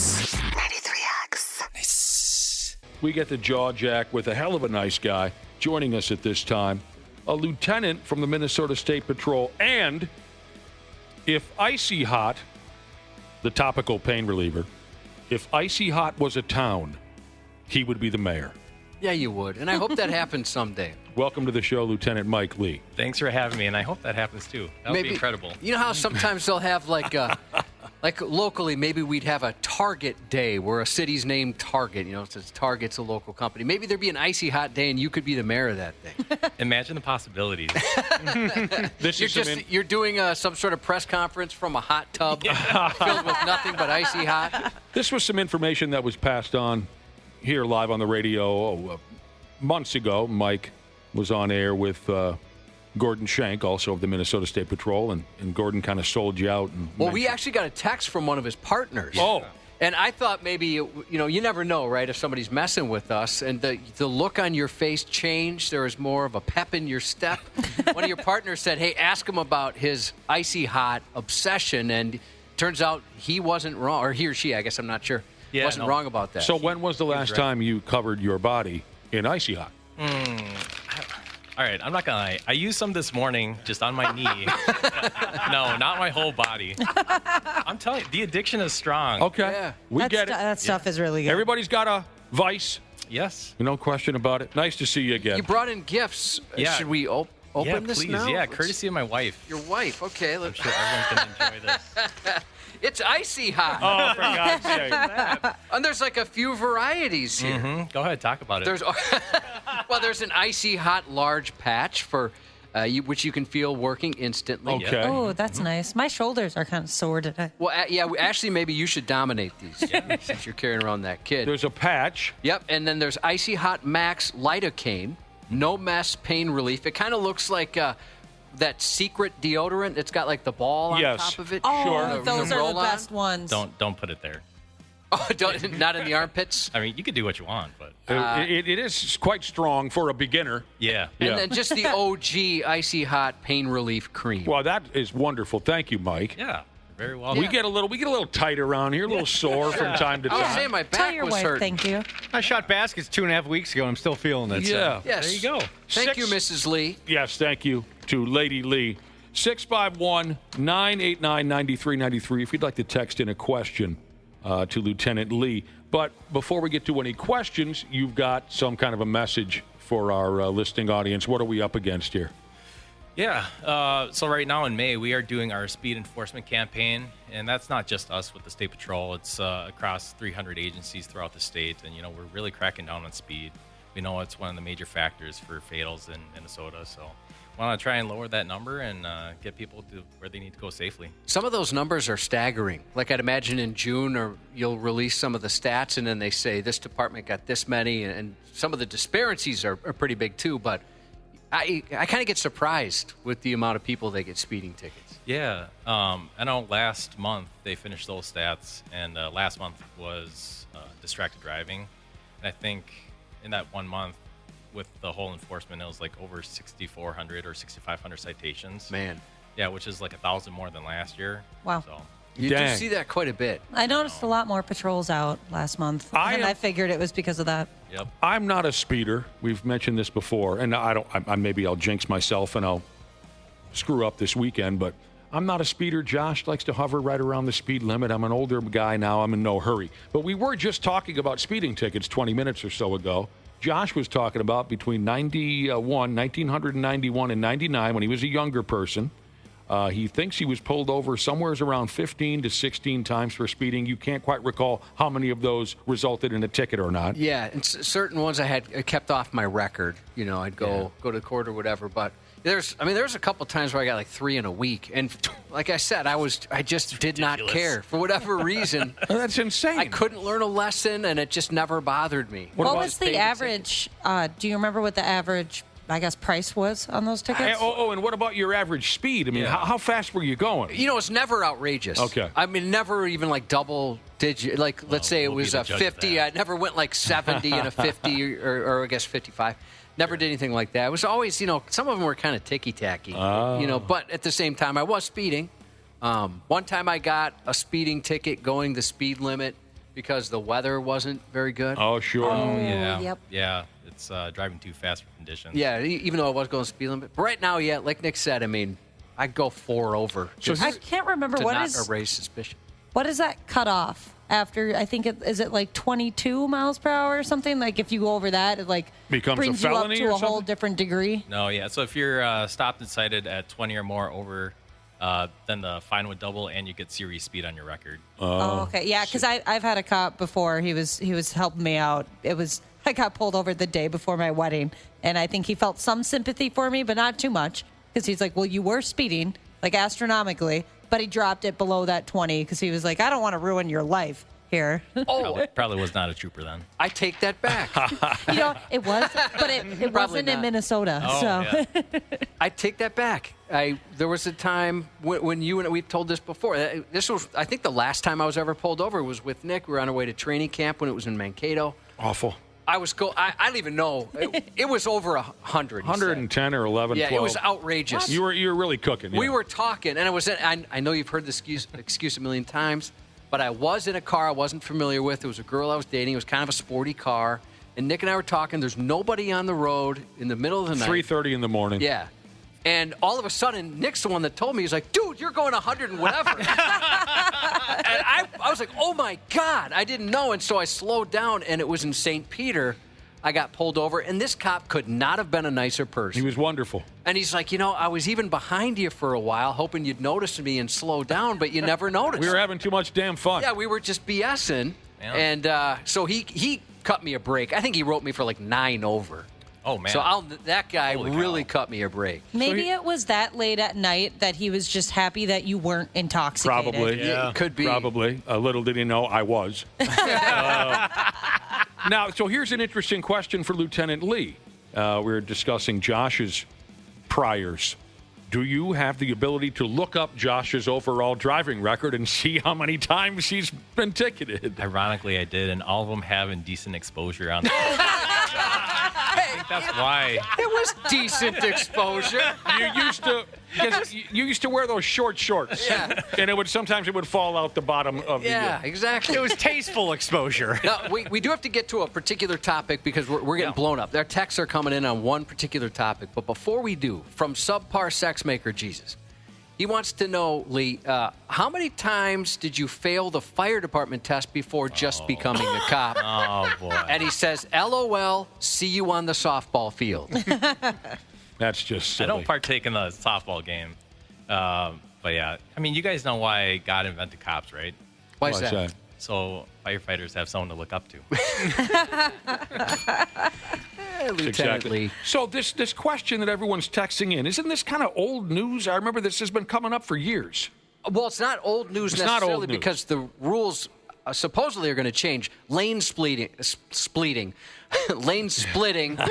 where motorcycles can go between vehicles, like go in the middle of the lane there. Yeah, it's definitely a tricky kind of subject. It's not into effect yet, and there's still some legislative action going on right now during the session.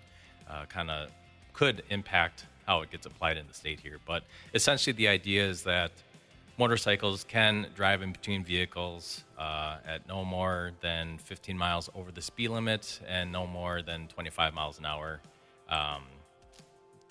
There's a lot of messaging going on, and people should check with Office of Traffic Safety. But the big thing here is even though you can do it, like you don't have to do it.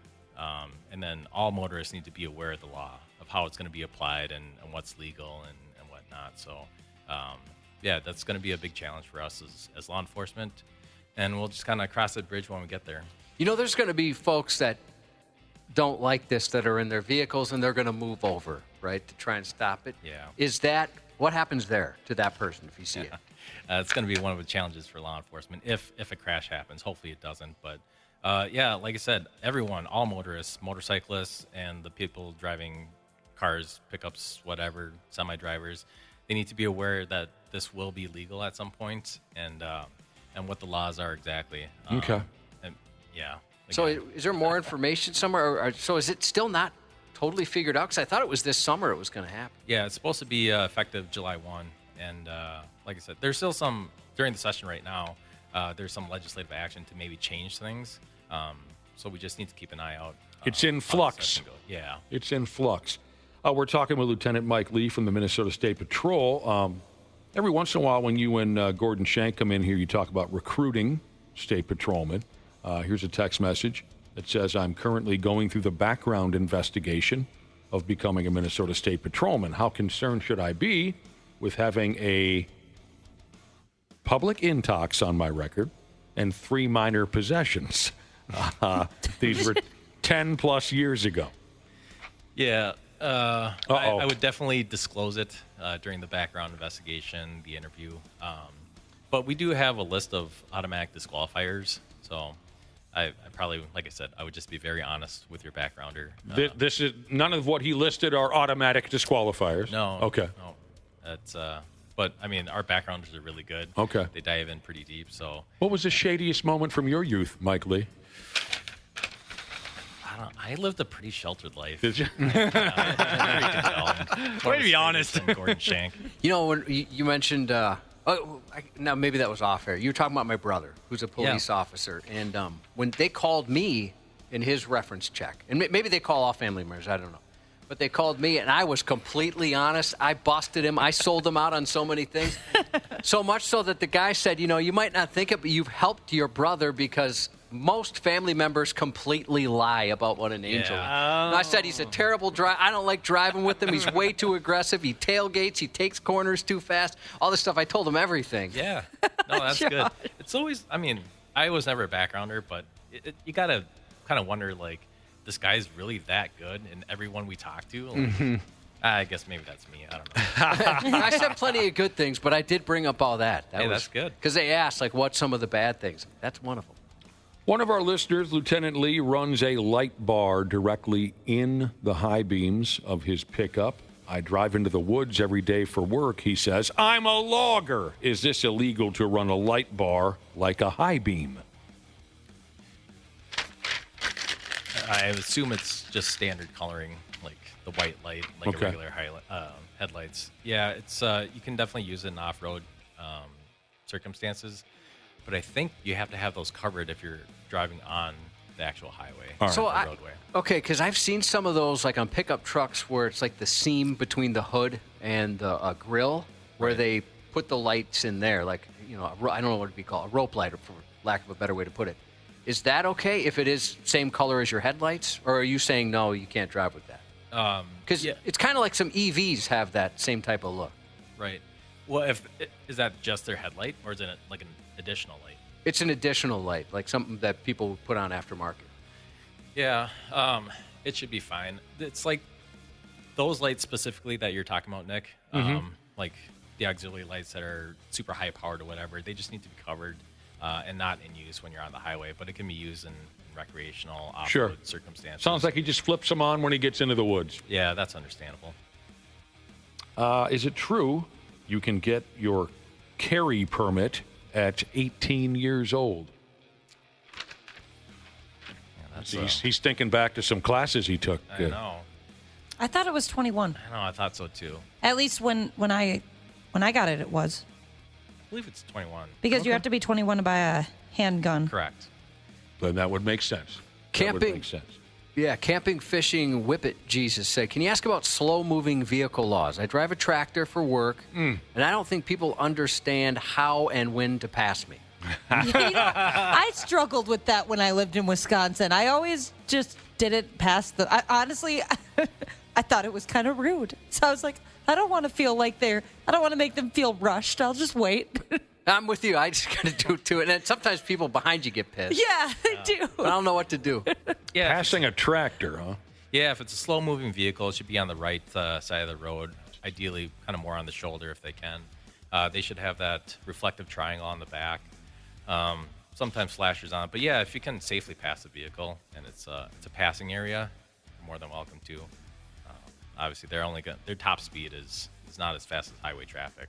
Yeah. You can get her done pretty easily, I think. Have you? Give her hell, Cubby. Give her hell. Looks like we're coming up to it here, but we wanted to ask you, have you seen that video out of Houston where the lady's towing her boyfriend's car? Oh, my God. Last night when I saw the video, I was laughing so hard. This is so friggin' insane that I can't get enough of it. Where a gal is towing a broken down vehicle. So to set it all up in case folks aren't aware, and we want to show this to Mike and get his reaction. A gal in an SUV, her boyfriend has a broken down vehicle. He drives a little Saab. Now, for some reason, the couple decided to tow the vehicle, and they attempted to tow the vehicle while it was pointed backwards with the dude behind the wheel. It did not go well. The dude in the Saab ended up being absolutely ragdolled while he's being towed. The axle snaps. He has no control. He's bashing into the guardrail. It's the biggest goat rodeo you'll ever see. It's up on 93x.com? Yep. So, Mike, you have the video in front of you? I do. And, should I play it? Yeah, let's, do we have the...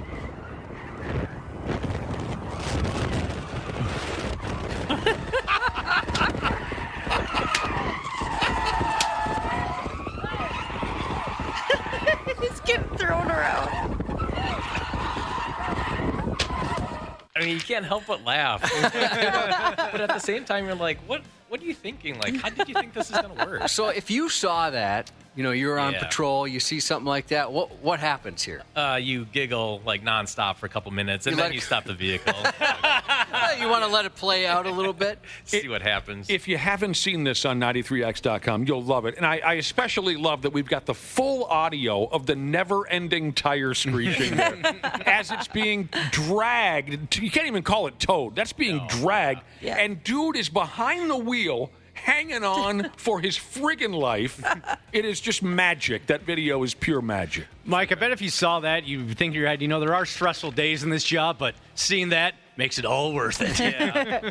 So what kind of trouble do you get in for something like that? Yeah, so you can't tow a vehicle with like a unstructured apparatus. So you can't tow on the highway with like a tow strap or anything like that, or a bungee cord. It's got to be like a fixed metal tool. Oh, really? So I have broken that law once. Okay, I thought tow straps were okay. No. I mean, I'd avoid a freeway if I could. But. Right. Yeah, I'm speaking specifically for the highway. Okay. Yeah, you can't be doing that. Simply for cases like this. Oh, man.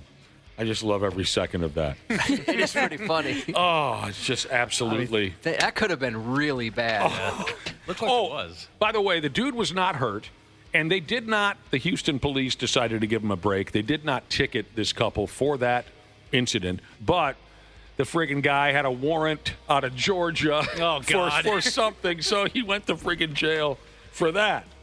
All right. Before we go, I have one remaining question. I don't know what you got over there, Cubby. What is the protocol for a fender bender in a public parking lot? I've heard that police would always prefer that they are called to make a report and to make sure everyone behaves themselves. Is that true? Yeah, there's no problem calling 911 if you get into a crash. It's only required by state statute for us to write a crash report if there's over $1,000 damage, which at this point, like every vehicle, you get a scratch and it's over $1,000. Yeah. If there's injury or if it's towed. But I would always recommend calling 911. Sure. You never know if the person's lying about who they are or if they don't have insurance. Good enough. Fair enough. Absolutely. This might be a fun one to end on. From Not Munging Jesus.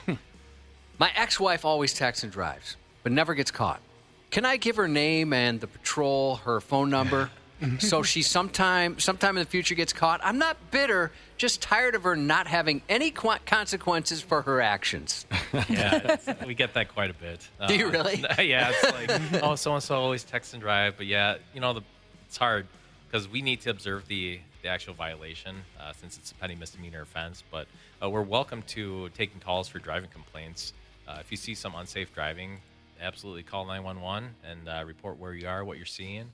And if you can stick with it until law enforcement gets there, that'd be great. If I'm ever mad at my fiance, I'm going to do that because regarding his tent on his truck. You're going to call the cops on him? Yep. I'm like, hey, you know what? This guy in his stupid tent, and I promise you he's going to roll down both of his windows when you pull him over, thinking he's slick. And you're the one who used to over and over again on this program say snitches get stitches. It doesn't count when it comes to him. And now you are going to call the police on the possible father of your child.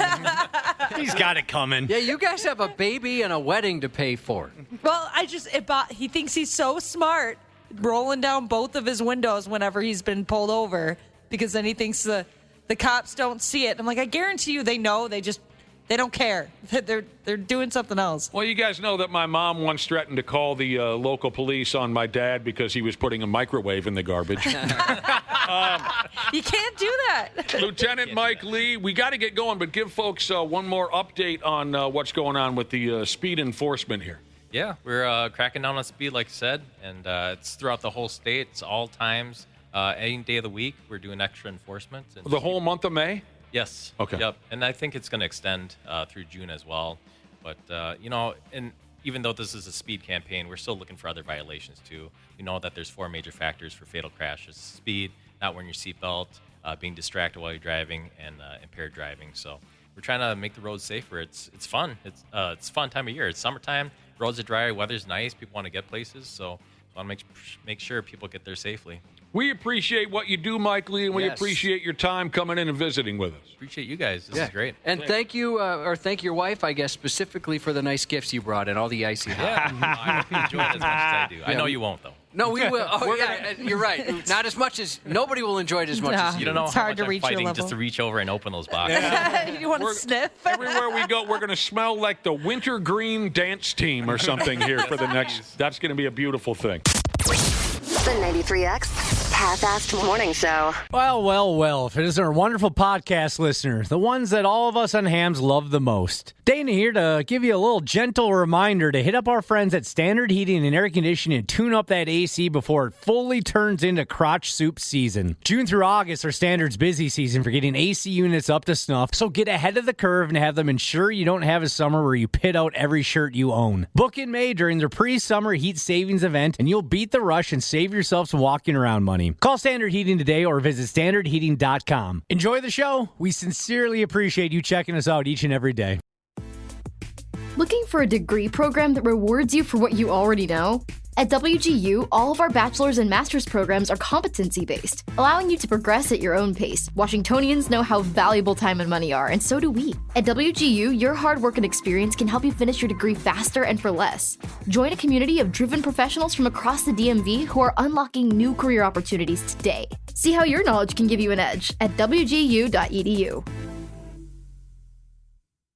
Nightly Scroll with Haley Caronia. It is Haley Caronia. I'm excited to be here because there's a lot to scroll through on X, on Instagram, on TikTok, on Truth Social. Love seeing you all in the chat before the show. I tried to jump in just a few minutes before to say hello. I love the chat interaction. Thank you for helping. Love all my homies that I get to scroll with. If you want to listen, Nightly Scroll with Haley is where you can find me. Just search that up and I will be there. We've got to spread the word far and wide. Nightly Scroll with Haley Caronia. Follow and listen on your favorite platform. Can I hump your leg for 15 uninterrupted seconds? The 93X Half-Assed Morning Show. We have three special guests in studio. Josh, all very important women in my life. Yes, absolutely. Veterinarian Dr. Andrea Johnston is here from German Animal Hospital. Welcome back, Dr. Andrea. Thanks. Good morning. Thank you for coming in. My female Yorkie pup by the name of Gertie is here. Everyone say hello to Gertie. Hi, Gertie. Hi, Gertie. Oh, my God. Look at her. Oh, I'm melting. She's just so tiny and adorable. And finally, Josh, the two of yous get to meet. My wife is here. Yeah, it's so nice to finally meet you. I noticed you introduced them in the order of importance in your life. Of course. The veterinarian, the dog, and then your wife. All yous finally get to meet my wife, who doesn't want any mic time this morning. She doesn't want to hear her voice. Josh, can I borrow a mic that I can bring home? Dude, she's right here. Do you have a spare microphone that I can bring room to room at home? Put a mic in her face. Don't want to hear your own voice, remember? Well, of course, my wife brought our puppy in. And Dr. Andrea, of course, always happy to have you back in studio. And you always kill our text machine. Fun. We're going to get to plenty of questions for you that our listeners have texted in on their beloved house pets, but also kind of as a way to motivate folks maybe to get their pets checked out, have exams done, because you would be able to tell this way better than I could, but you can maybe catch things before they... Oh, yeah. Yeah. A lot of stuff. I mean, I'm imagining fairly often a regular exam will find something that folks can attack quicker and help their pet be healthier. Yeah, I mean, and a lot of those things are pretty subtle, that you're like, wow, your dog's lymph nodes are big, or I hear a heart murmur, or there's a fractured tooth that's abscessed. That's why your dog's drooling. Mm-hmm. A lot of strange things that people just don't pick up on. Are there subtle things? Like, obviously, if a dog's limping, I'm going to notice her. If my eye's falling out. But is there subtle things when a dog or a cat comes in where you can look at it and the average person wouldn't notice, and you can just tell, oh, something's going on Sometimes I can see lymph nodes from across the room. Oh, people will be really? like, this scary. is a lump that I just picked up and it's growing. And you're like, that's a lymph node. Oh, no. This is kind of crazy. I can walk into a room and smell a urinary tract infection. Can you really? Mm-hmm. Wow. They say that like with kids, some people can smell strep throat. I can smell that same bacteria My when God. I walk in. Just from experience, or you were born with it? I don't know if it's a special talent, but a lot of people can smell it when you walk in. Just has this odor to it. I don't think I have that talent. Only in animals you can sense this. I think. What about public bathrooms? Are you ever picking up a scent? I don't want to know. I don't do humans. I don't do humans. So, I mean, what we wanted to try to do is, we got Gertie in here, and maybe I know you're limited with space, and this is not your vet clinic, but maybe kind of walk us through a typical exam. Sure. And what is Gertie doing? Right. Gertie's licking the table. That's probably dangerous. Yeah, I wouldn't do that, Gertie. I was giving her these little churu treats that you can buy on Amazon, and she loves them. She's just a pup yet, and she's a little, obviously this is a strange room for her, so she might be a little squirrely. Right now she's eating some churu. Churu. I've not heard of that. She's very excited. Some type of goo. They're cat treats, but I usually buy them. We buy them and give them to dogs, too, on Amazon. Oh, it's like a liquid? Yeah, it's like a Go-Gurt for dogs and cats. So Gertie is very interested. Or giving vaccines, they lick it. Which one is she eating over there? This is chicken. Oh, there's tuna over here. Tuna is more of a favorite with cats, but dogs, they like the chicken a little bit. She likes chickens. Then my hands end up smelling all day, too, because I'm holding it. So Well, I prefer the chicken. and then that might mask the scent of a urinary tract infection. And misdiagnosis. So, I mean, how would you start? What would be the first thing you'd do with Gertrude over there? When we talked about doing this yesterday, I was laughing because I think this is going to be even easier than doing it to, 5-year-old daycare kids that I've had to do before. So this is way easier to instruct you guys or on the radio. So the main thing is, obviously, everyone does their physical exam differently, but I start from the nose to tail, and I kind of have a routine. So I first start looking at her teeth, and I know a lot of clients call in and ask about, or a lot of listeners call in and ask about dental disease. Yeah. And she's checking out Gertie's teeth as we speak. At her teeth. She's missing a few teeth. We knew that. Well, she's Canadian. She grew up playing hockey. Yeah. But she's a small breed, so they're more susceptible to periodontal disease. So we're looking for fractures. We're looking for tartar, and her teeth actually look pretty darn good. Okay. So, how did she lose teeth? So actually, do we know this story I do already? know this with her because she had retained baby teeth that we pulled out surgically that would not fall out on their own. So I surgically removed those because all her baby teeth should be out by 6 months, and hers were not. So we pulled them out. And is that every dog? No, usually the smaller the dog, the harder they have a time coming out. So hers just never came out. And I don't think she had adult teeth. Actually, I know she didn't have adult teeth because they didn't push out the baby teeth. She seems to really be enjoying this, but, of course, you're giving her a treat, and she knows you a little bit. Yeah, I haven't seen her for a while, but she ran right up to me, so I love it. After the teeth, you go... So I check her lymph nodes. So you can feel lymph nodes. Oh, she likes that. Right behind the ear there? Yep, just kind of below the jaw, her salivary ducts there, and her lymph nodes. And then you can also feel her, what we call prescapular lymph nodes. So right along kind of her shoulder, in front of her front legs. Those feel nice and normal. This would be the saddest radio show ever if Dr. Andrea suddenly went, oh, no. I know, that's what I was thinking. Oh, my God. I'm going to need to take her with me. Yeah. I was going to bring that up earlier, but I didn't want to put that out there. Yeah. Same here, Josh. This could tank. Your dog has 2 hours to live. I'm really glad I didn't bring in my widow who has, she's the 3-legged one. So she's been through some things. She has some problems. And that's one of the reasons why I thought maybe it's not a good idea to bring her in, because I didn't want you to give me bad news. I would have cried on air. I have a lot of wives that will not bring in their dogs because they're afraid I'm going to give them bad news. So the husband comes because they're afraid. That's smart. So now I'm going to look at her eyes. Oh, she's got pretty eyes. Biggest things we see are cataracts. Yeah. So I'm looking in there. She doesn't have any cataracts. I'm looking at the back of her retinas to make sure there's no abnormalities there. But sometimes I will actually, in cats, be able to look at their retinas and determine that they have high blood pressure. Wow. So that is an indication that they might have kidney disease. It's very interesting. What do you call the instrument you just used to check this is an ophthalmoscope. Ophthalmoscope. Yep. So just like your eye doctor would do, they put a light in your eye and look and make sure that can constrict your pupils, make sure there's no retinal detachment, cataracts, glaucoma. I'm enjoying the hell out of this. This is really interesting stuff. I'm learning a lot. Just your typical... The good news is she's little, so it makes it easy to look at her and examine her. I was afraid Josh was going to bring his Danes in this morning. That'd be a little more difficult. So then I move on. So little small breeds, specifically Chihuahuas and really tiny breeds, can have an open fontanelle. So they can have a soft spot that never closed. On their head? On their head. Oh, wow. Oh, yeah, like so a I'm baby. making sure she doesn't have Squeezing her skull. an open fontanelle. Yep, it's nice and firm.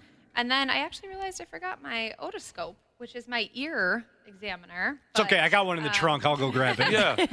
But I use a cone, just like your ear doctor, your general doctor would do to look in your ears Uses for an a ear cone. infection. Yep, it's like an ear cone. You put it in there. Chris Paul. And then what we're looking for is to make sure the eardrum is intact, make sure there's no ear infections, make sure there's no polyps. Cats get polyps in their ears. So if you have a cat that snores and it's young and it's a male, it could be a polyp coming from the back of the throat into the ear canal. So How about a question yeah. from a listener? Well, we're still going to further examine Gertie here, Dr. Andrea Johnston in from German Animal Hospital, telling us the basics of an exam for a dog or a cat, because you should have them looked at and don't let things go too far. A listener texted in to say, my lab goes out to the yard and kills critters now and again, rabbits, squirrels, chipmunks. Is there any particular yard critter that I should worry about, something that stands a chance to make him really sick? I mean, a lot of those critters carry parasites. So, and then the other thing they can get is if you ingest like a rodent or a rabbit and kill it, fleas off that animal jump ship right onto the dog. And if the dog were to ingest a flea, it can predispose them to tapeworms. So make sure your dog's on flea and tick control. Do your dogs kill all the critters in the neighborhood, Ashley? They try. Yeah. They're a little too slow. Oh, well, the one's only got 3 legs. Yeah. It is really cool, though. One of my dog, Bruin, he's a Catahoula leopard mix, and his prey drive is so high that if he sees a bunny or a squirrel outside the sliding door window, he sits there and he just starts to shake, just convulse like crazy. That's what Gertie over there does. Did she hear Ashley when Ashley said the SQ word? Well, and you know her breed. They are rodent chasers. Yeah. They are rodent killers. She's damn near. She's not much bigger than a damn squirrel. No, she isn't. not. Would she know what to do if she caught one? No. No. She'd probably dance with it or something like that. Cute. They'd rustle. So then I go on and I feel along her ribs to make sure she is not overweight. And I look above her waist here to make sure she has a nice little tucked in waist and is not like a Tootsie Roll. You want to be able to feel their ribs but not see them, and that can indicate that they are an ideal weight. She's around 5 pounds, I think. Yeah, she's a peanut. Yeah. Yeah, and she looks great. But, if she gains 1 pound, that's like 10 pounds in a person, right? So you got to be careful with that with her size. And then I take out my handy-dandy stethoscope, and I will listen to her chest. Oh. So, yeah. See how the heartbeat is doing and all that. Yep, I'll make sure there's no heart murmur. I'll make sure that there's no crackles or wheezing in her lungs. Some listeners are texting wanting to know when you're going to get to the anal glands. Everybody asks that. It's funny because I brought gloves today just to joke, and I was like, I am not doing anal glands on the air. And I would leave you guys with a horrible smell. Yeah, I don't need that right now. Horrific for days. I can sense that across the room the way you can UTIs. I can. Oh, boy, yeah. With those anal glands. It's the worst. Is a Yorkie the type of dog that would be checked for that? Okay, so a couple of things. Anal glands can be an issue with allergies, dogs that have chronic allergies. So if they're scooting, licking, or you smell it often, that's an indication that they can't express them on their own. Some dogs just have that darn problem, and they have to come in every 4, 6, 8 weeks to have them expressed. And when you put the gloves on, they get nervous. I don't know. I think they do. Have you ever had one that can read it? Like you put the gloves on? Yeah. Yeah. Yeah. Now, I guess the other thing is I always recommend anal gland expressions in dogs at least, at minimum, over 5 years of age, because anal sac cancer is really common. Okay. Oh, good to know. Wow. Yeah, and it's hard to find.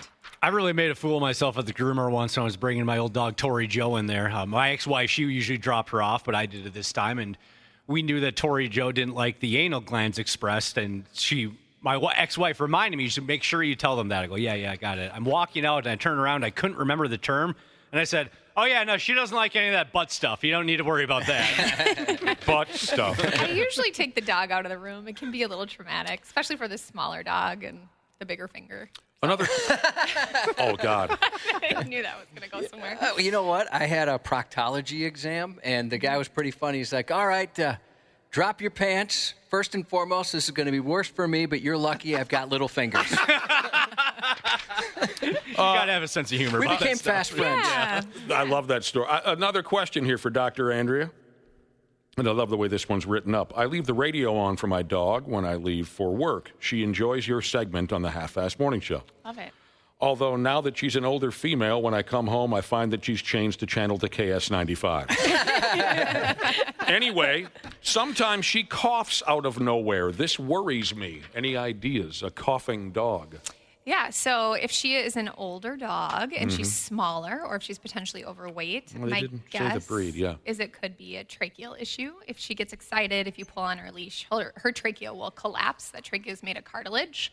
So the older they get, the weaker it gets. And when they get excited, they inhale air and it just collapses. So my guess, as long as it's not getting worse or the dog's feeling well, that's my guess. Okay. There is another dog in the building right now. Yeah. Steve Gorman from KQRS, it's his dog. And I never get to pet the dog because every time I do, she, I can't remember. It's a he.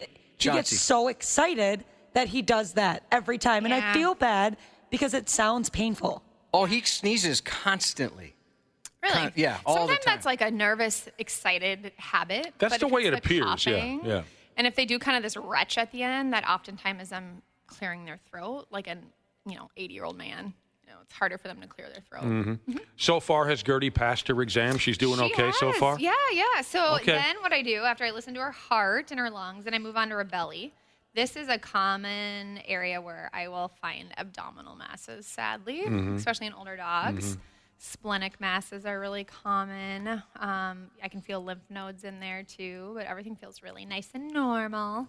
I can feel her bladder too. She's just a winner is all she is. She's a winner. She is. Yeah. And then I move back and I feel her knees and her hips. So we kind of do an orthopedic exam. What are you looking for there? So I want to make sure there's no osteoarthritis or hip pain.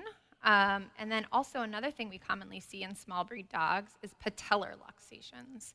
So that kneecap can pop in and out. I don't know if she ever skips ever or anything, but sometimes that kneecap will pop in and out of that trochlear groove of the tibia there. But hers feels great. She feels good. All right. That's great to know. 3 guests in studio. Dr. Andrea Johnston from German Animal Hospital, so she can field your questions about your pets. My wife is here, who brought our dog Gertie, so Dr. Andrea could give us an idea of a typical exam. And so far, Gertie is acing that exam. A couple of text messages I wanted you to hear right away. Dr. Andrea. And my wife. Here's a listener who said, Nick, it was nice of the wife to stop by and protect you from all the whores. Well, I don't know if you knew this, Dr. Andrea, but Nick's wife hates whores. Wow. She despises whores. She's nodding her head no. Dr. Andrea, after you're done inspecting Gertie, can Josh go through his puppy mechanic routine on the dog so we know how that goes? I'd love to see it. I'd love to hear the song too. Puppy mechanic? Yeah, I I've love heard about playing it. puppy mechanic. I can't play with Gertie. She's too small for puppy mechanic. Yeah, unless I put her up on a lift. I guess I never even thought of that. You could probably just do like airplane with her. I told the guys and gal yesterday, I got a little too close to the exhaust the other day playing puppy mechanic. Oh, God. Yeah, so I'm moving on to the other puppy. Josh, do you have any messages on your end from the brother or sisterhood for Dr. Andrea? Well, this is a great time for the Wi-Fi to die on me, so I'm counting on you guys. Dr. Andrea, I have a cat. Is it safe to use eucalyptus essential oil in a steam diffuser? I've read that eucalyptus is poisonous to cats. As long as they're not ingesting it. I mean, aerosol, that's fine. Is that what they put in Vicks Vapor Rub? Maybe you don't know this. I think so. Or that's menthol, isn't it? Or is it? some type of menthol. Is that right? I will say cats are predisposed to asthma, so any airborne additions you add, like, what do you call it, diffuser, it can cause their asthma to flare up. Okay. So I'd be cautious of that. How long can my cat go without being fixed? Well, I would do it sooner than later.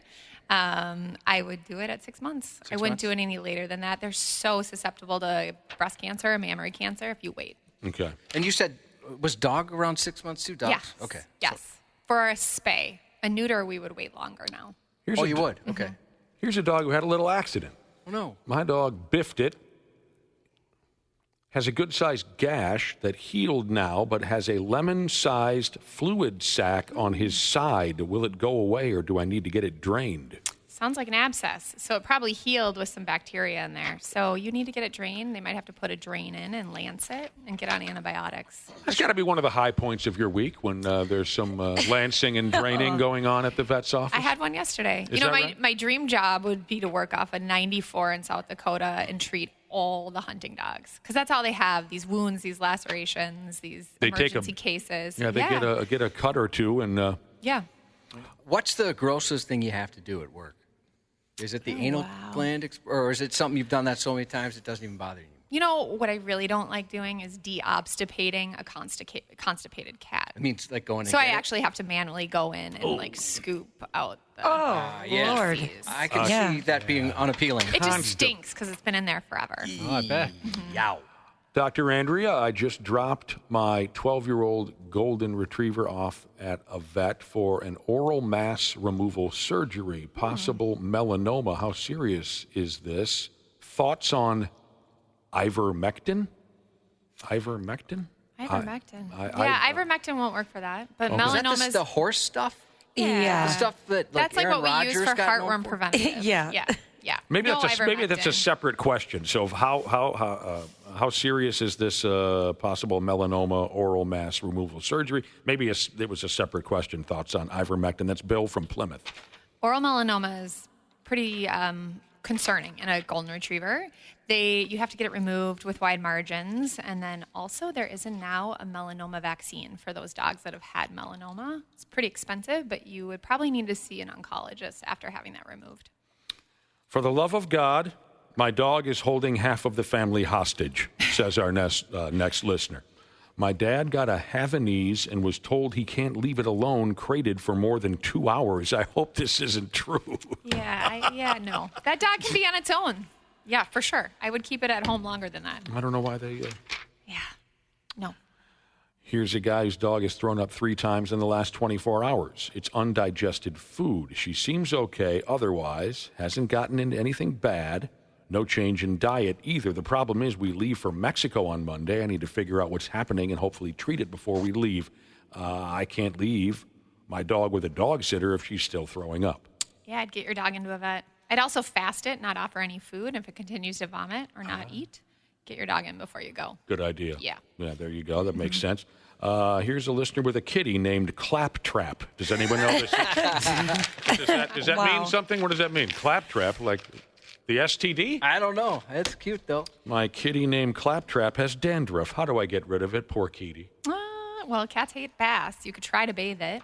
Make sure it's not allergies. Sometimes fish oils will work really well with dry hair coat. Mm-hmm. Finally, what I have in front of me, what breeds, because of back issues, should probably not jump on and off the bed or couch or maybe even keep away from stairs? Well, the two that come to mind, French Bulldogs and Dachshunds. Those are the two big ones we see with herniated discs. But any breed can have a herniated disc, just like a person. Did our puppy Gertie fall asleep? Oh, no, there she is. She's watching you. Hi, Gertie. Those ears perk up. That's so cute. Thank you very much, Dr. Andrea, for every damn thing, and especially making sure that our beloved Gertie is in good health. And she seems so excited to see you. She looks great. She looks awesome. Yeah, that was You're fun. doing a good job. And then this other lady in the studio didn't want to be on the microphone. That's your wife. Yeah. I'll see you in a little while. Thanks, Dr. Andrea. Thank you. Thank you. Thank you for everyone for texting in. My God, you still get hundreds and hundreds of text messages. Yeah, we could easily have you on a few times a week. Easily. Half-assed morning show. 93X. Always a pleasure to welcome our next guest into the mix as we check in here at 8:27 on a Monday morning. A wonderful guy, always willing to help the brothers and sisters in our listening audience. How you doing, Doc? I'm doing great. Great to be here. Again, Monday morning. Nice to have you back on Monday morning. Would you like us to move you to a different day? No. That was a real subtle hint there, Dr. P. No, honestly, it's Monday morning is fine, but it is for all of us, it's always a little bit of a struggle, right? Oh, yeah. You got the whole week to look forward to. I love Mondays. No, honestly, this is perfect. This seems like a great way for me to start off the week. Well, we're happy to have you. You know, we were having some conversations earlier about warts. What did we want to ask Dr. P about warts before we get to our listening audience How questions?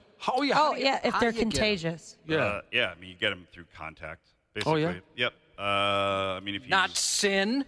Well, there are certain. I mean, sin doesn't help.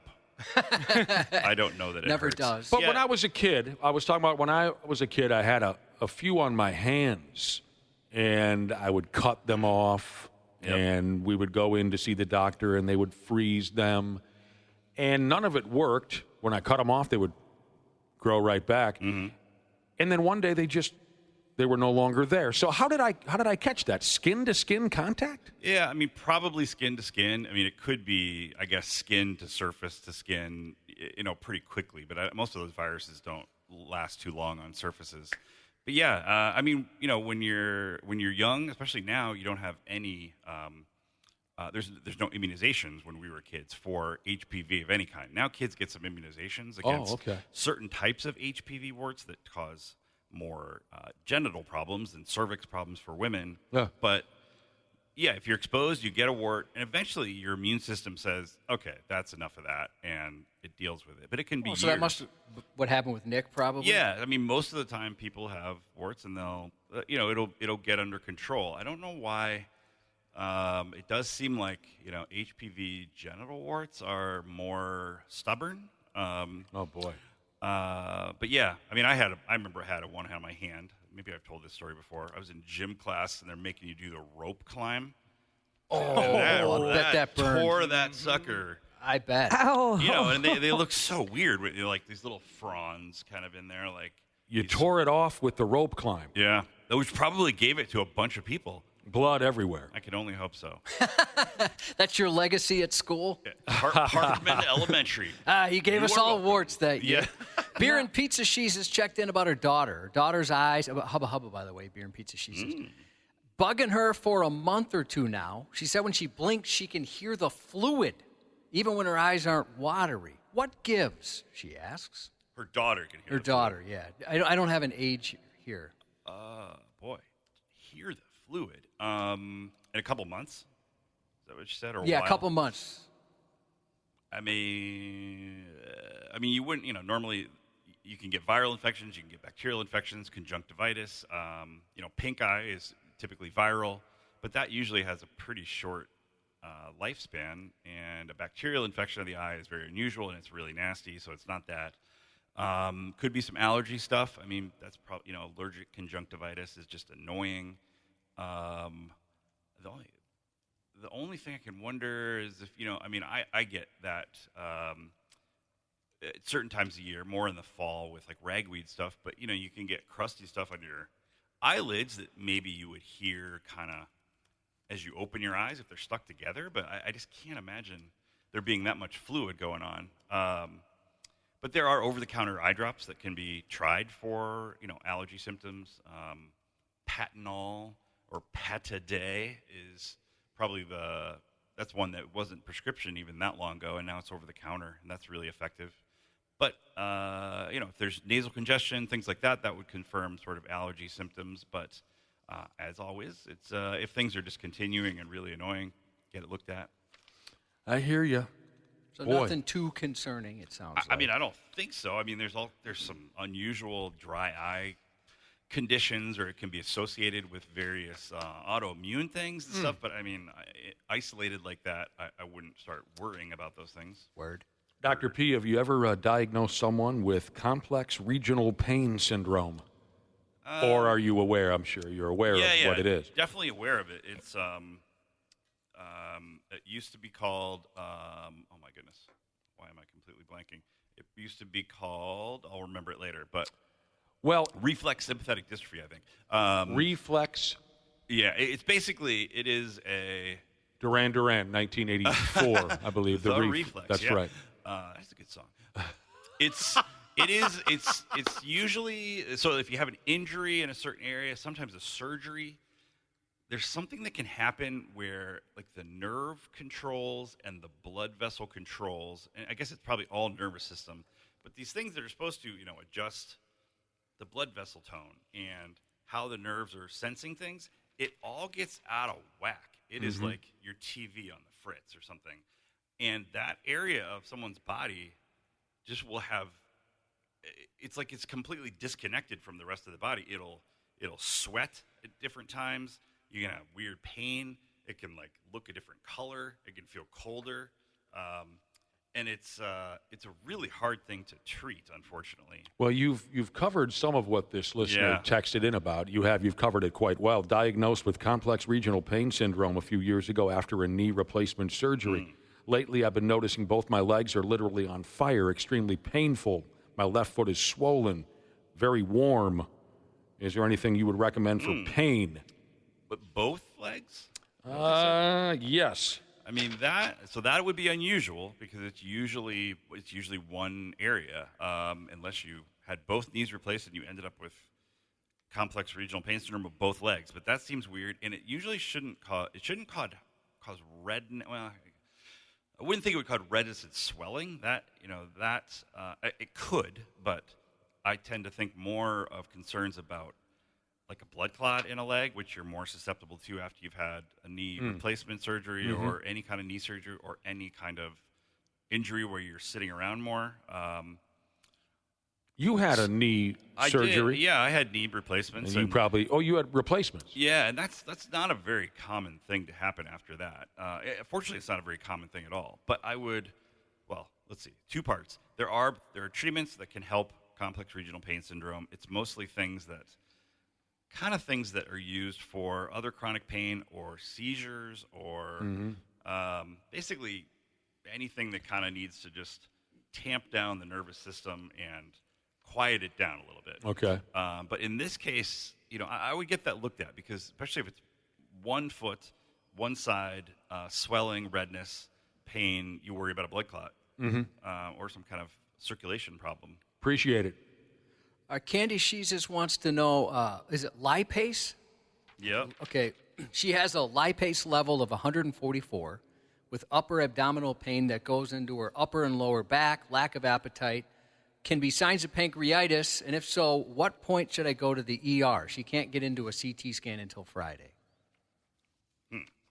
Okay, well, lipase is an enzyme that is secreted by the pancreas, which helps digest various things. And one of the markers, if you have pancreatitis, which is inflammation of that pancreas, the markers can sort of leak out into the blood and be elevated because you should have certain levels. I don't remember offhand what the upper limit of normal is for lipase, but presuming that it is high with that number.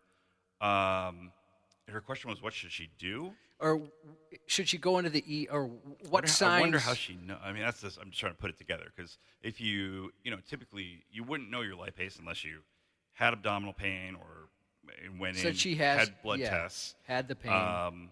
So they're doing a CT scan to look for pancreatitis. I mean, if you truly are having pancreatitis, you basically need to keep hydrated and eat very simple things because it's really hard to tolerate eating much at all just because your pancreas is so involved in digestion.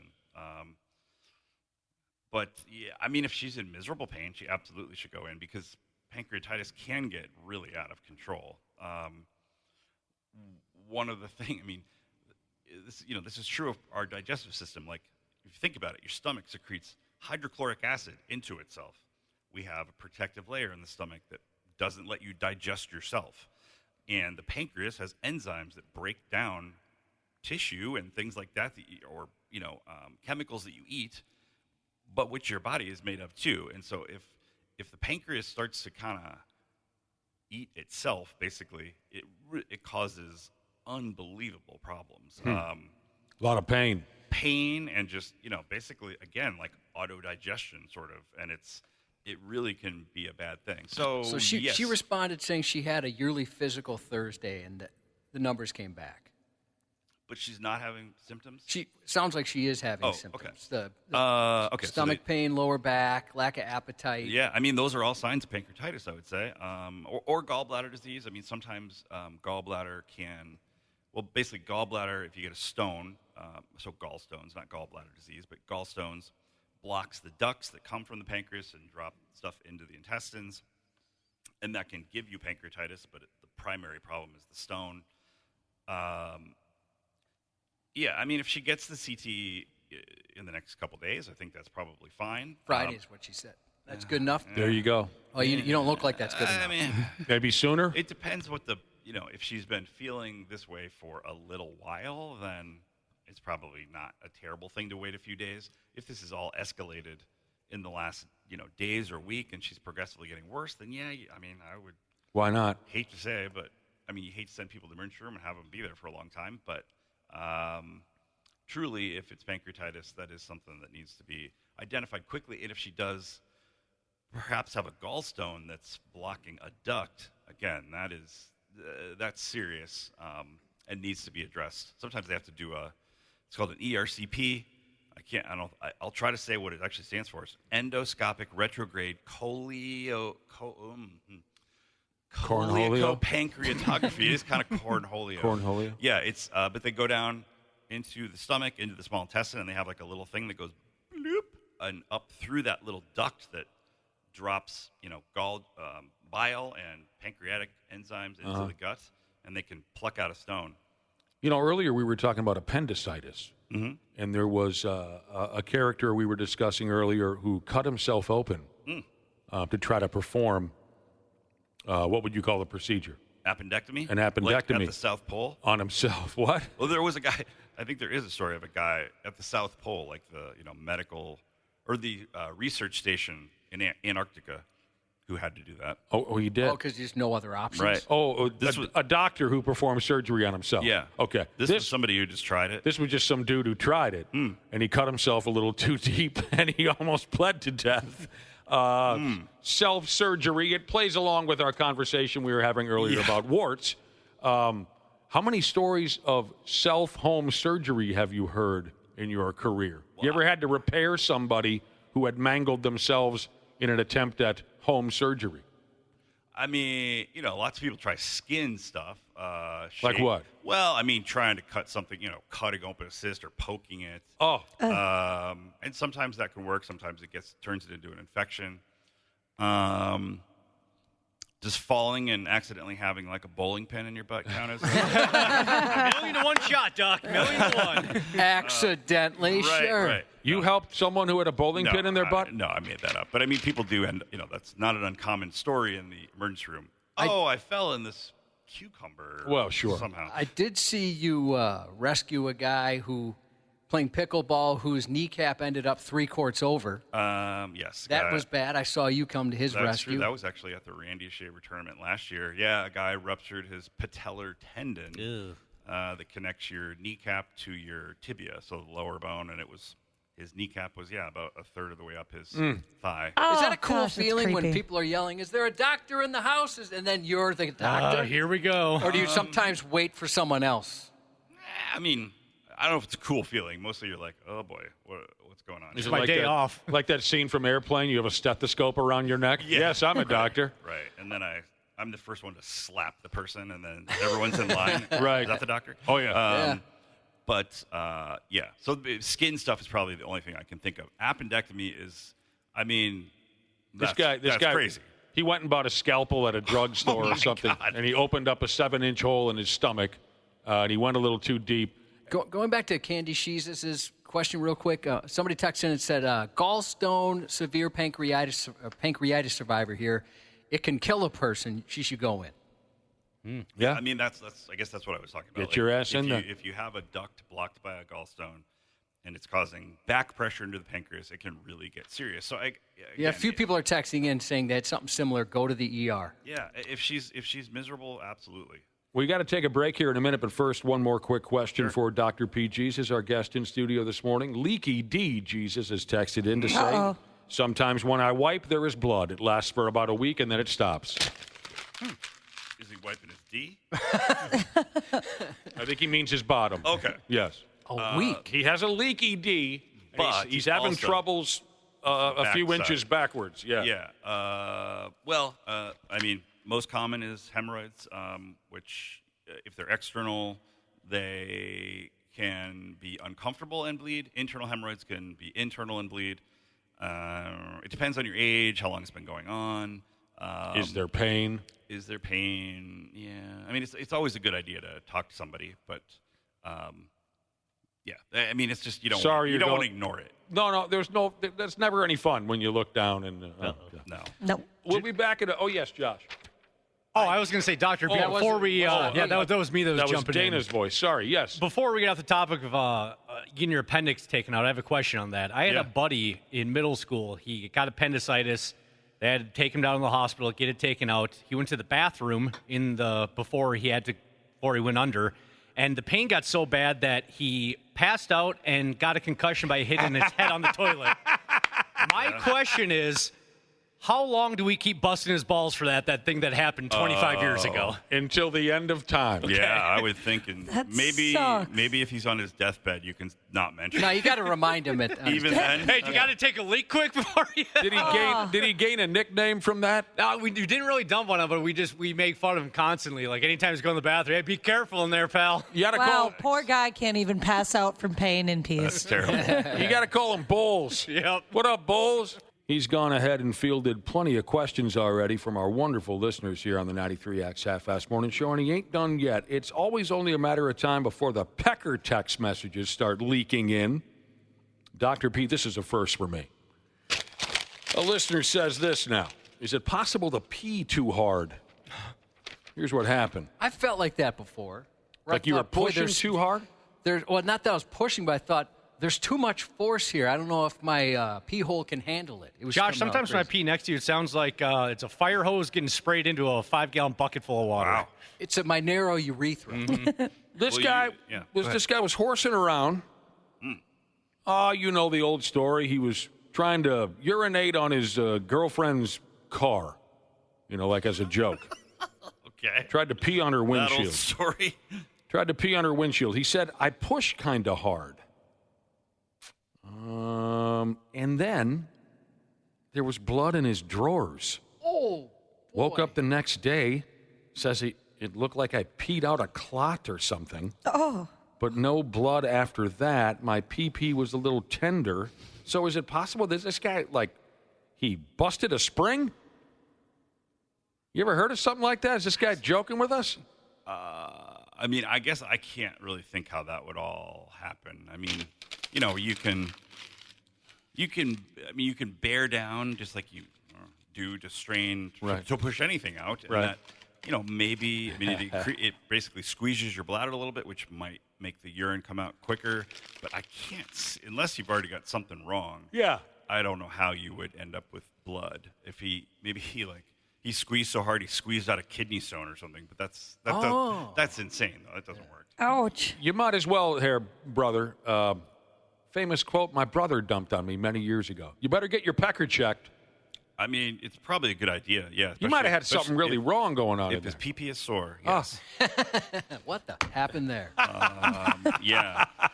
Dental Babe Jesus said her husband hasn't been feeling well. Woke up in the middle of the night with chest pains. This was last night. Feeling, quote, like he was going to die. What the? He has 0 medical conditions. He's only 27, otherwise very fit and healthy.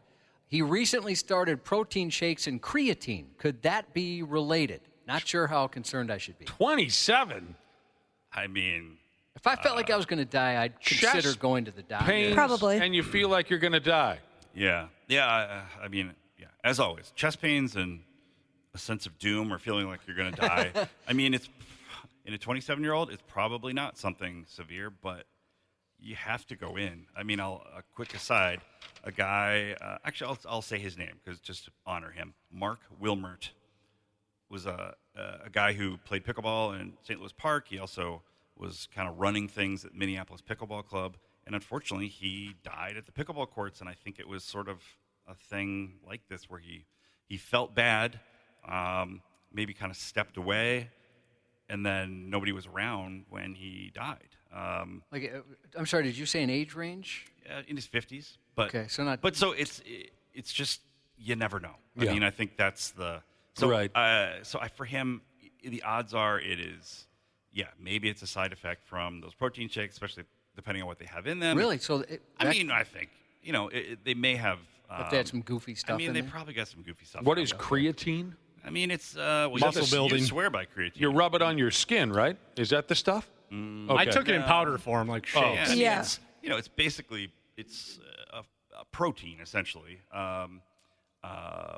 and muscle has creatinine, which again I'm never clear on how that all works out, but there can be some benefits from using it, but usually it's high doses of stuff. But it could be panic attacks. It could be, who knows? Yeah, for God's sake. I mean, anytime you feel that bad, even if you're a young guy who's in great shape or a young gal who's in, you gotta ask a couple questions. Seems like a good idea to Better get face to face with a doctor. I mean, it's better to be safe than sorry. And yeah, I mean, again, if you feel like something horrible is happening, I guess my lesson in mentioning our friend Mark Wilmer is, if you're feeling like something really bad is happening, tell somebody and have them help you, and don't step away and think you're going to be sick and you need to be alone. Sure. We were talking tattoos a day or two ago. Here's a listener who was diagnosed with anemia, and they're taking 3 iron pills a day. Am I good to get a tattoo, or should I pass on that for a few weeks? I feel like we might have had that question one other time. They ask you at the tattoo place if you have any medical conditions, and I think that's one of the ones they look out for. Oh, is that right? Yeah, they don't want to mess They around. don't want the shop covered in blood. Exactly, they don't want to mess around with that. I mean, it depends, I guess, how. I mean, it should be fine. I guess I don't know why exactly that would be a problem. I mean, do you bleed with a tattoo? Not really much. Yeah, you can. Some can. Depends, Josh was telling yeah. us a story about one of his buddies that looked like a murder scene. Yeah, I thought he was going to die, and I don't know if it was his upper back. He had basically a bumper sticker size tattoo put on his upper back, and even the tattoo artist was like, "Bro, what is happening?" And he wasn't drinking, he wasn't on any medication or anything. He's very bleedy, I guess. Bleedy, yeah. I mean, the thing is, anemia doesn't necessarily make you bleed more, because it's red blood cells. What controls bleeding is platelets and other factors in your blood. But if you're already starting at a low blood count, I would say probably just wait, unless it's an urgent tattoo need. Yeah, an emergency tattoo situation. Going to prison, I want to get one before I get there. You can get them a lot cheaper in prison. That's a good point. What was that movie where the guy tattooed stuff on him to remember it? He had amnesia. Prison Break. Memento. Oh, Memento. Yeah, Prison Break was Memento. I didn't see that. Is that any good? Looks good. It's very confusing. It's very confusing, but it's great. Love It's it. a good movie. Rear Load Dumper Jesus said, so when I have sex with my girlfriend, I'll be fine. Does everything that's supposed to happen, right, one night. But then the next night, he can't do what's supposed to happen. And I'm curious, why is that happening? I'm only 26. So day 2, he can't bring it on the second day. By not what's supposed to happen, I should be specific, like at the very end, the grand finale. Oh, he is saying that? Yes. Oh, okay. So not erectile dysfunction. Yeah, but, I realized that after I cleaned it up. I mean, because that is a little. Oh, So to okay, I see. speak. So to speak. Okay, so he's having. So his erectile functioning is fine. He is not reaching orgasm. The second night. The second night. Yeah, first night he dominates. Second night it's disappointing. I mean, all guys have a refractory period for basically usually getting another erection and being able to ejaculate. It can. I mean, that seems. And he's only 26. Right, it seems a little bit long for that. I mean, I know we've talked about delayed orgasm in other settings. I mean, medications, particularly antidepressants, anti-anxiety medicines, can delay orgasm. Yeah. So if he's on something like that, that wouldn't be a surprise. What kind of a mess is he making on night 1? Nights 1 and 3 and all the odd nights. I mean, so killing it. You would kind of if his girlfriend's not around and say he was to do something sinful like masturbate. Could he typically have an orgasm 2 days in a row? I mean, just to kind of understand, like, is it physical for you, or is it possibly a bit psychological, which is often what's going on. I had a medication for my epilepsy that I thought killed my penis. Yeah. So you thought it did? I thought my penis is dead. I didn't realize that could happen from the medicine. But you fought right through it? No. I mean, like I said, I thought it was broken. Oh, you thought it was permanently? It was all done, and then somebody had said, "Well, dude, that's your medication." Yeah. Oh. Yeah, So- the medications might be a big factor there. It's like the first thing And this person out. didn't say that, but you're saying this. I'm saying something that- to consider. I had no idea, so I'm glad you brought that up. So the question about if he's on his own, does things work more normally versus when he's having sex with his girlfriend? It would help kind of delineate, is it are you having true like delayed orgasm from a physiologic condition, or is it just a little bit of nervousness, anxiety, performance anxiety, that stuff, which plays a big factor into that. So you need to ask more questions. Butcher's hack, Jesus said, "Bro, 2 nights in a row? Chill out, dude." Yeah. I mean, that's a good point. Who are you trying to impress here? Is this true? Heart medications can do that to you as well from insomniac? Yes. Jesus? Absolutely. Yeah. I mean, any medication. Kill your rod? They can Is that what we're talking about still? Rod killing? They can affect erectile function. Probably the blood pressure medicines, heart medicines tend to, I think, interfere with erection more than orgasm, whereas the antidepressants, anxiety medicine, at least from what I have taught, patients I've had, it's more the orgasm issue rather than erectile problems. Oh, well, I started taking heart medication when I was 20 years old, and one of the first things the doctor told me is this might kill your rod. Yep. I've been lucky. They should tell you that kind of thing, like every time. It sounds like you guys had that, but my neurologist never said a word. Yeah, why did he not tell you Probably that? he probably took one look at you and said, this guy's not getting it. Yeah, he's not going to notice the difference. Yeah, and it's important for, that's a good point. If your doctor doesn't bring it up, then a lot of people are afraid to bring it up, and, you hate to have people not having a good old time for years because they are afraid to ask. So please ask. Of course, always ask. Before we go, there's a guy here who claims his foreskin gets chapped in the winter. Bummer, man. Ever heard of that? Is he shoveling with it? Aquaphor? Dry air and heat. Is he serious, do you think? I don't friggin' know. I mean, you're the doctor. You've either heard of that before or you haven't. I mean, if you keep it in your pants and I don't know. If you could, you can use lotion on it. Put some That's lotion. a dangerous proposition. That kind of reminds me. Is he checking the thickness of the ice on his favorite fishing lake, or what the hell's going on? Or touching it to a frozen telephone pole. Oh God! Just like putting your tongue on it. Yeah. My favorite part of this segment is when you gave a guy medical advice to masturbate and check back in with us and let us know. I did. Yeah. I'll be happy to write a note for him.